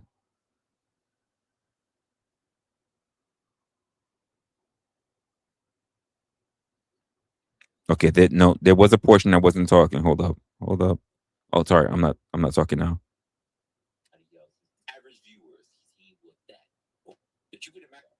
No, I'm good. Check your audio. Check your audio, mama. I don't know if you muted me. You might have just muted me. I know you don't always want to hear my voice. Check your audio. I'm good. Don't say now we have some. I just rechecked myself. I've been talking the entire time. I had to recheck to hear myself talking. I've been talking the entire time. Got me going crazy and shit. No. The fuck? What the hell? What was I saying? Yeah, you gotta be on content, and you gotta be. I'm not saying you always gotta be the best, but you need to be always doing something. You need to be always consistent, because you never know when your time is actually going to be that time. For someone like Camden, it took 12 years. For other people, it takes 12 months. For some people, it may take 3 months. Like who knows? But like, when your time comes, and this is why I said, like, what's most important is how you look at your audience, how you look at yourself first for what you want to do, how you look at your audience, and then also what you want to bring to your audience. And someone at some point, you just have to believe that all your hard work, all your effort will be appreciated. Hopefully, it won't ever have to be as dire as that. And some of us, even me for sure, we go through dire situations. I'm always going through a dire situation. I just don't put it on you guys. But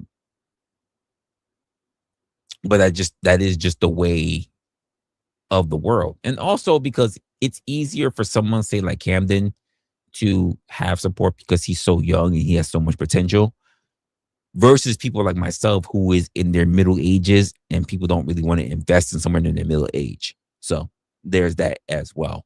The youth is always invested in. The people who are getting older are not really invested into, because people expect that we should already have it all together, which is crazy.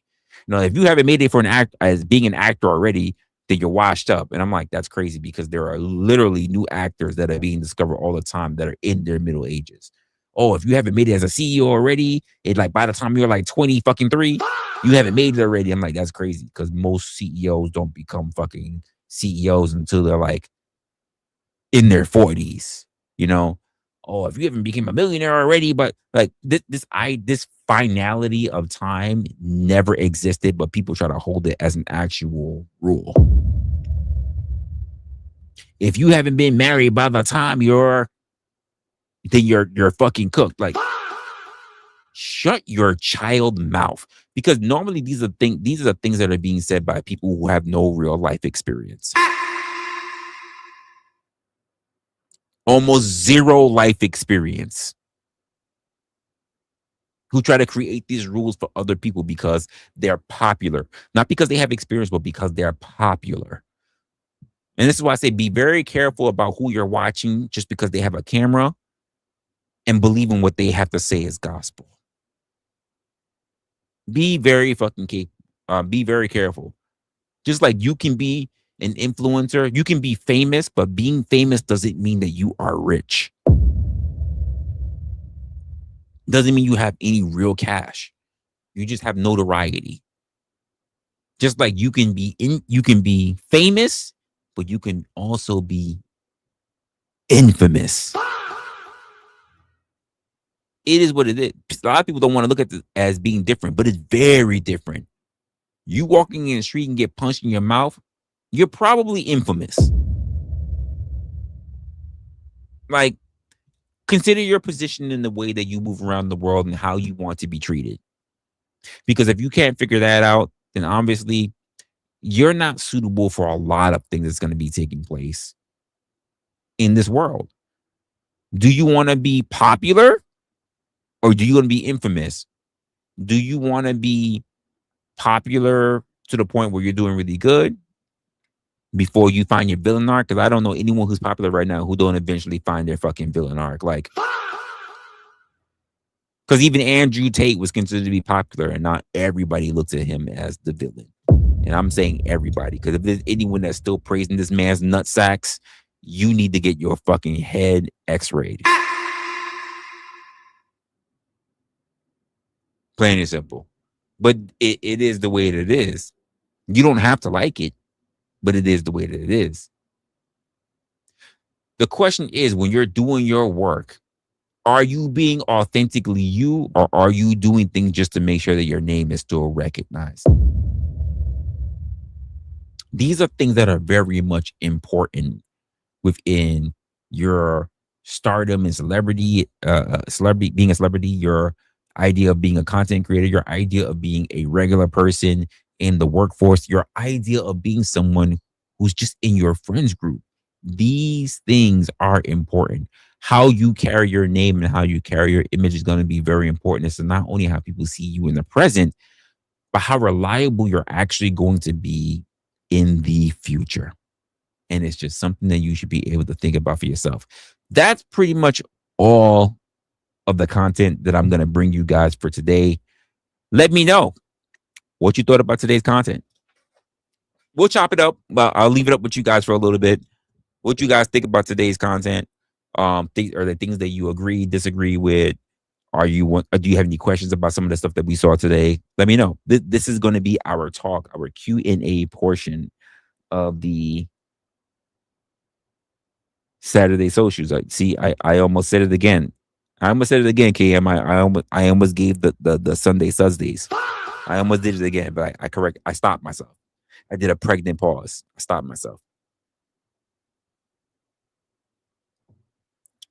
Is there anything that we covered today that you feel like you needed to have a little bit more of an understanding or talk about? Maybe we could talk about that. If not, that's all good as well, because then we can just call it a night, and I can give you guys the rest of your time. Anything at all? Call it now, or forever hold your peace.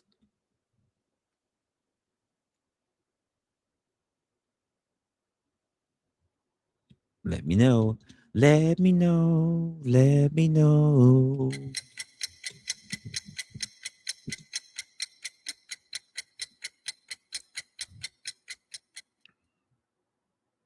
Because I got to work on a members only stream that's going to be coming up. And I can't talk about it unless you're members only. You know, you got to be a member to partake in that particular stream. And I mean it, like, not just like you can only talk if you are a member. I mean, like, if you are an actual member, that's the only way you're going to partake in that stream. After that stream, because I plan on putting a whole lot of details, a whole lot of stuff that I'm thinking about, a whole lot of things that I'm looking for my members to give me a lot of insight on. After that stream, we will consider opening things up to the public and even letting people become members on the actual platform itself. But until then, I'm not dropping no free memberships for people. So that will be most likely be. Let me look at my calendar real quick. Why did they do that? That was crazy. Let me just minimize the whole window. That was annoying. Hold up. Here we go.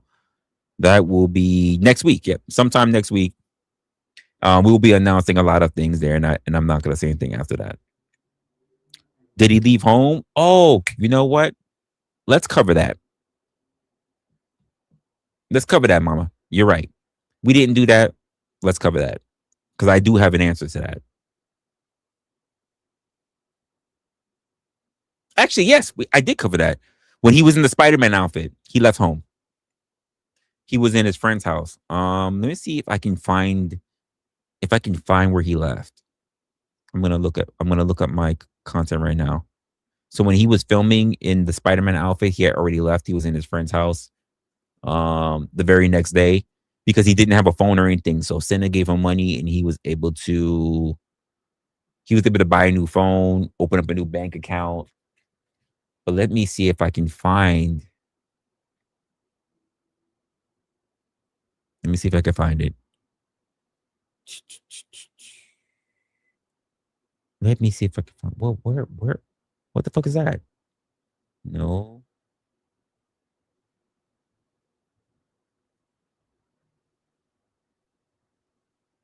I don't want to touch that. That's more Gooner stuff. Which is crazy because I got to learn about what the fuck is going on there. Why is it? I had a whole. Oh, here we go. So let me look. Your lag. You say, am I lagging bad? I don't know if you're lagging bad or not. I don't know. Let me scroll through. So this is. Let me do this real quick so you guys can see what I'm doing.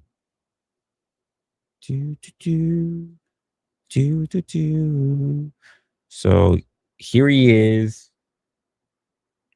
This is when he gets over 15K viewers. This is him celebrating getting over 15K viewers on Twitch. That was the night that we saw. Oh, nope. I can't show you that. Nope. Make sure.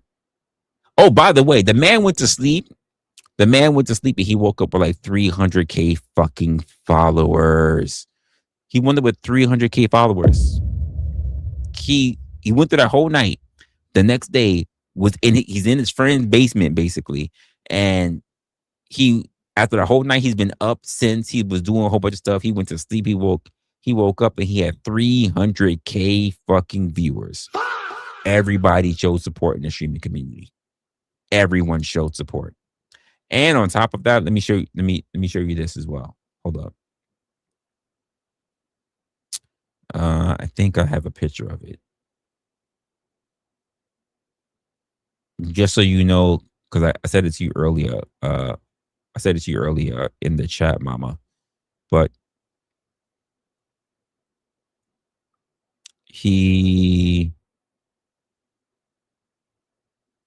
this is the last number we saw. Look at that. That's what he earned.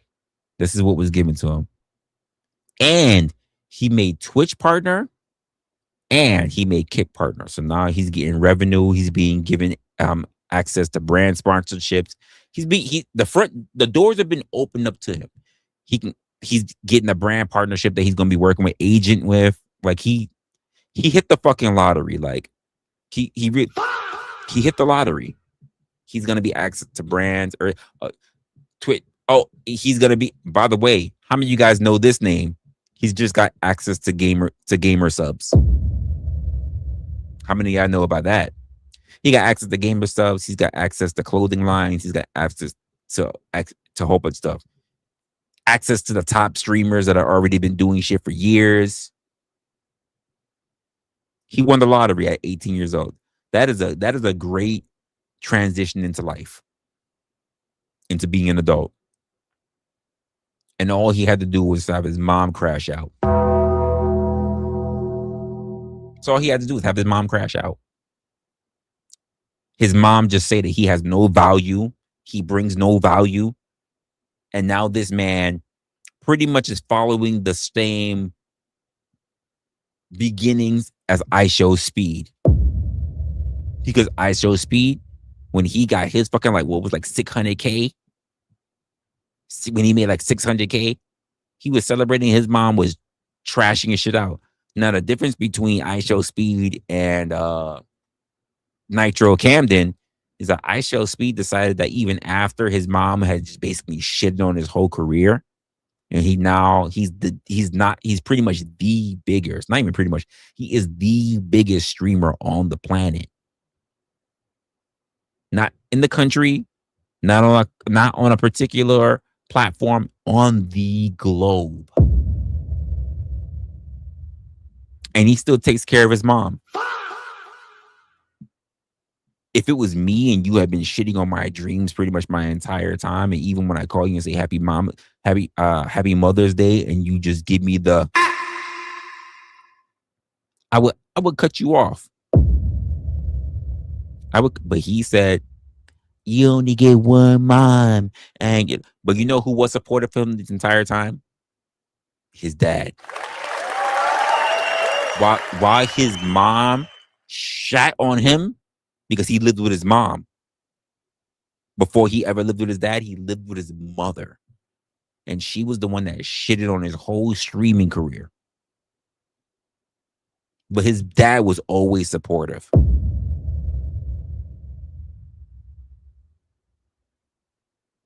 And now that I think about it, what does that say about how we look at the way that parents individually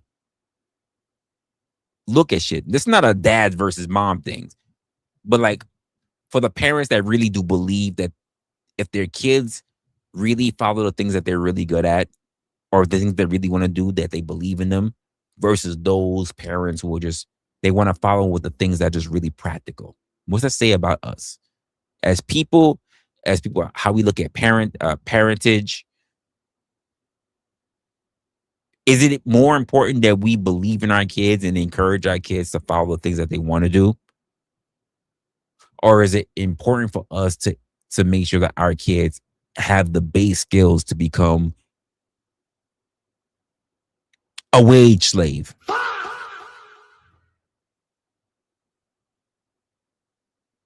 Because in this day and age, kids are not saying, why can't they be both? You gotta pick a fucking side. Pick a side. Because we're talking about gambling with your life. Because you trying to do this content shit doesn't guarantee that you will make it. But also you putting up all the skills and getting all the degrees and the certificates to go to a fucking job also guarantees you nothing.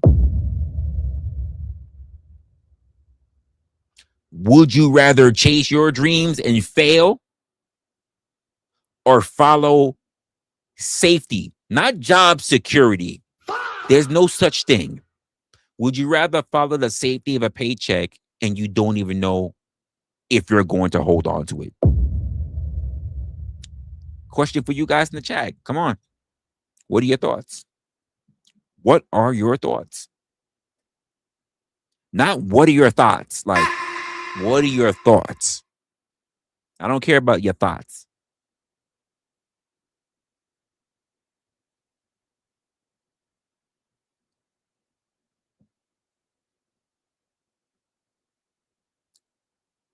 Would you rather follow your dreams,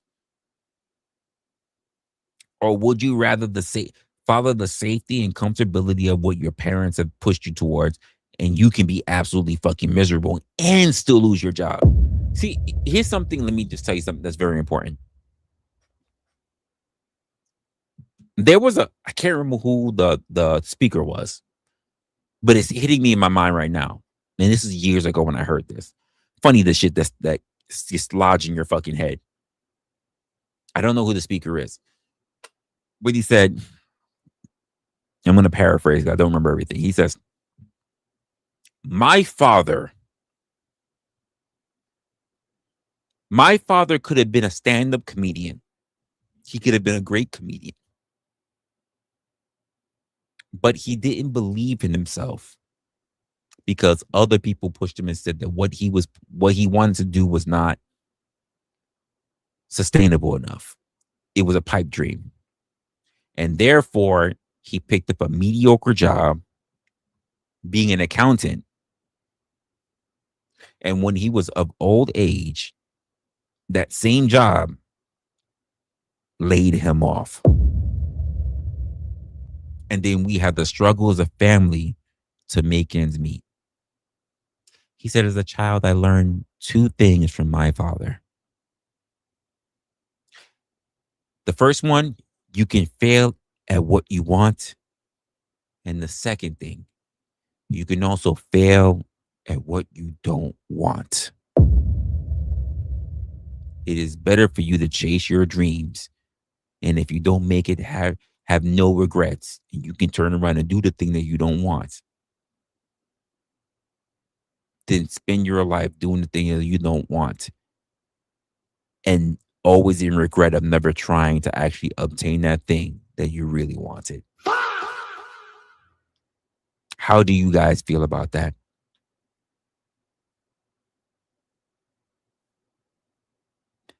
Just because you have a dream doesn't mean your dream will come true.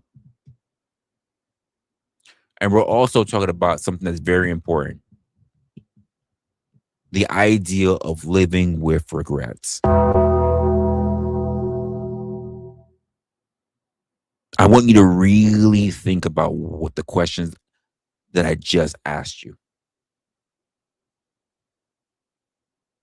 Really think about it. Because it's something that only you can answer. You're not here to impress anybody. You're not here to shape anyone else's ideals or responsibilities and how they see themselves. If you really think about that for yourself. Have you been living a life of just following things to just go along to get along, to be coasting and to be comfortable? Or are you really trying to leave this world on empty?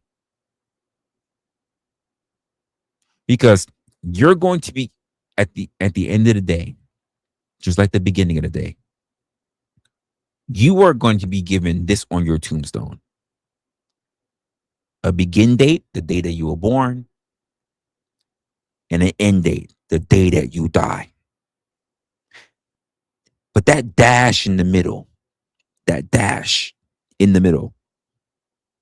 is going to speak for so much. What you did, what you didn't do, how you loved, how you hated, how you slipped, how you fell, how you clawed, how you relaxed. That dash in the middle is going to say so much about your life.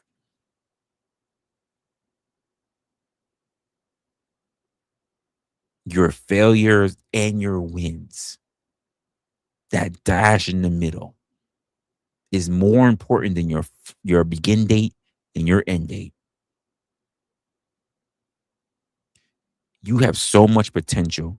And by the way, when you're there in that graveyard, when your headstone is up, you're gonna also notice something else.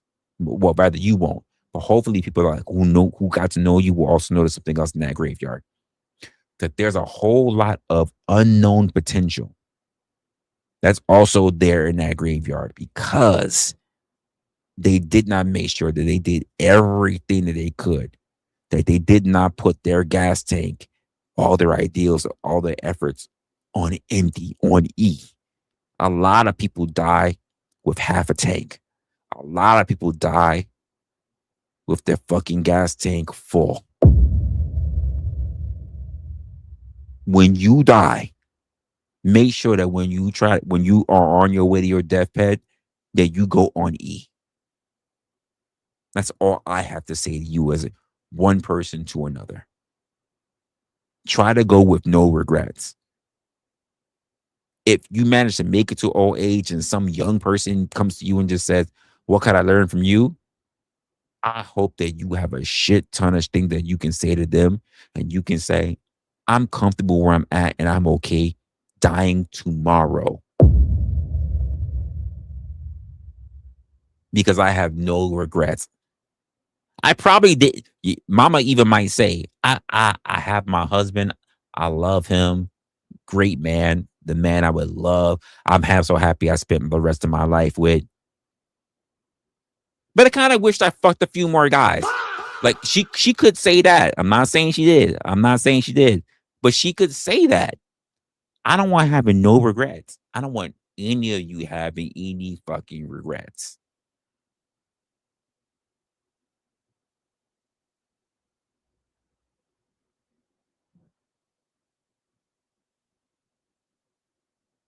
Make sure that when you go, you did as much as you could. That is the most important thing that I have to say to you. And I've been saying that for years too, you guys. If there's anything else in the world, just make sure that when you go, you have as much fuel out of your tank as possible. Because no one else is going to do it for you. No one else is going to live that life for you. No one's going to do that shit for you.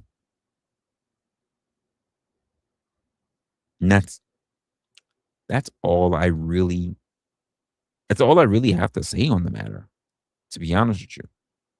We've seen it here in this content. We've seen here the thing that we've been reviewing. We see it in the way how people are living their lives.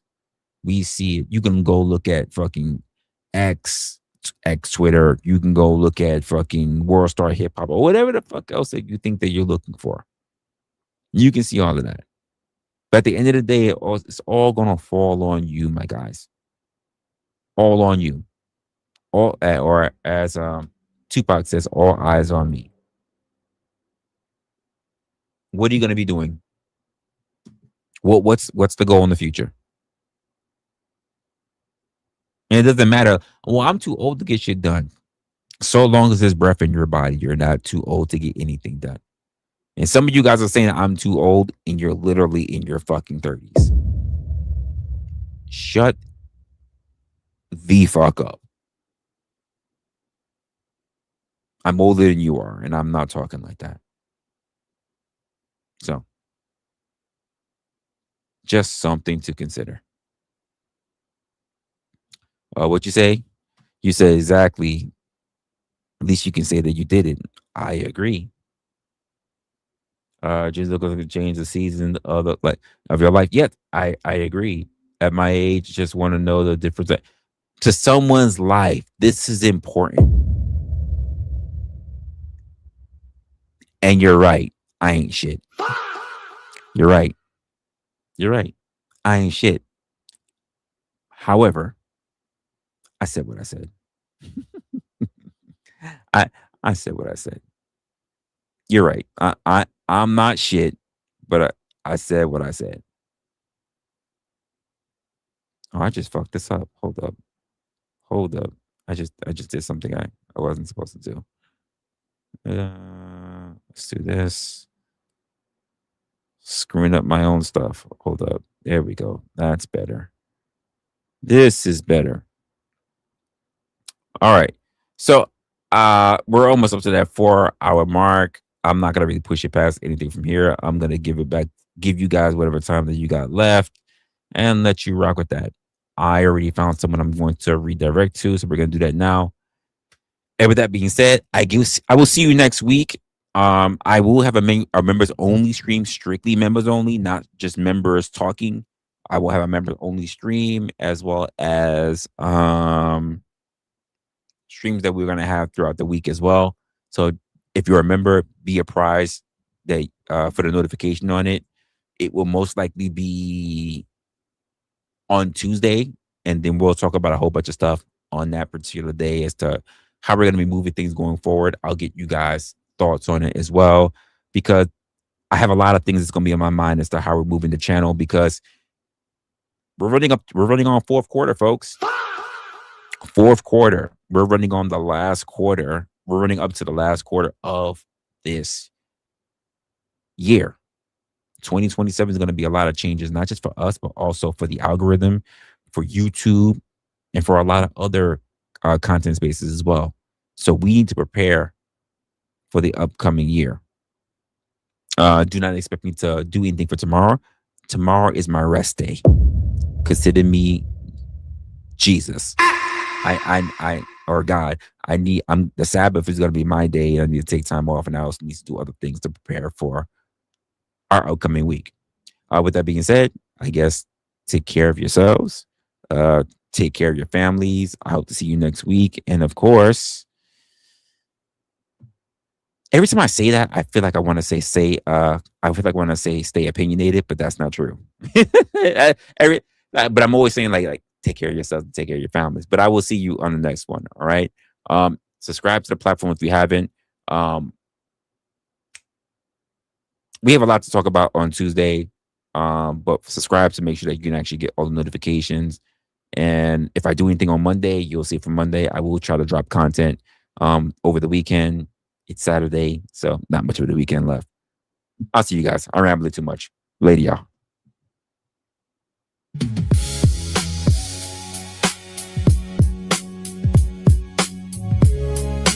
Truth is what survives when the language gets stripped away. And most people ain't lost, they just been avoiding what they know to face. Resla is like that quiet thought that don't leave when the room get loud. Resla is like that feeling when the truth land and your pride sit down. Resla is like a mirror with pressure, no filter, no soft disguise. Like what people avoid when they swear they self-aware.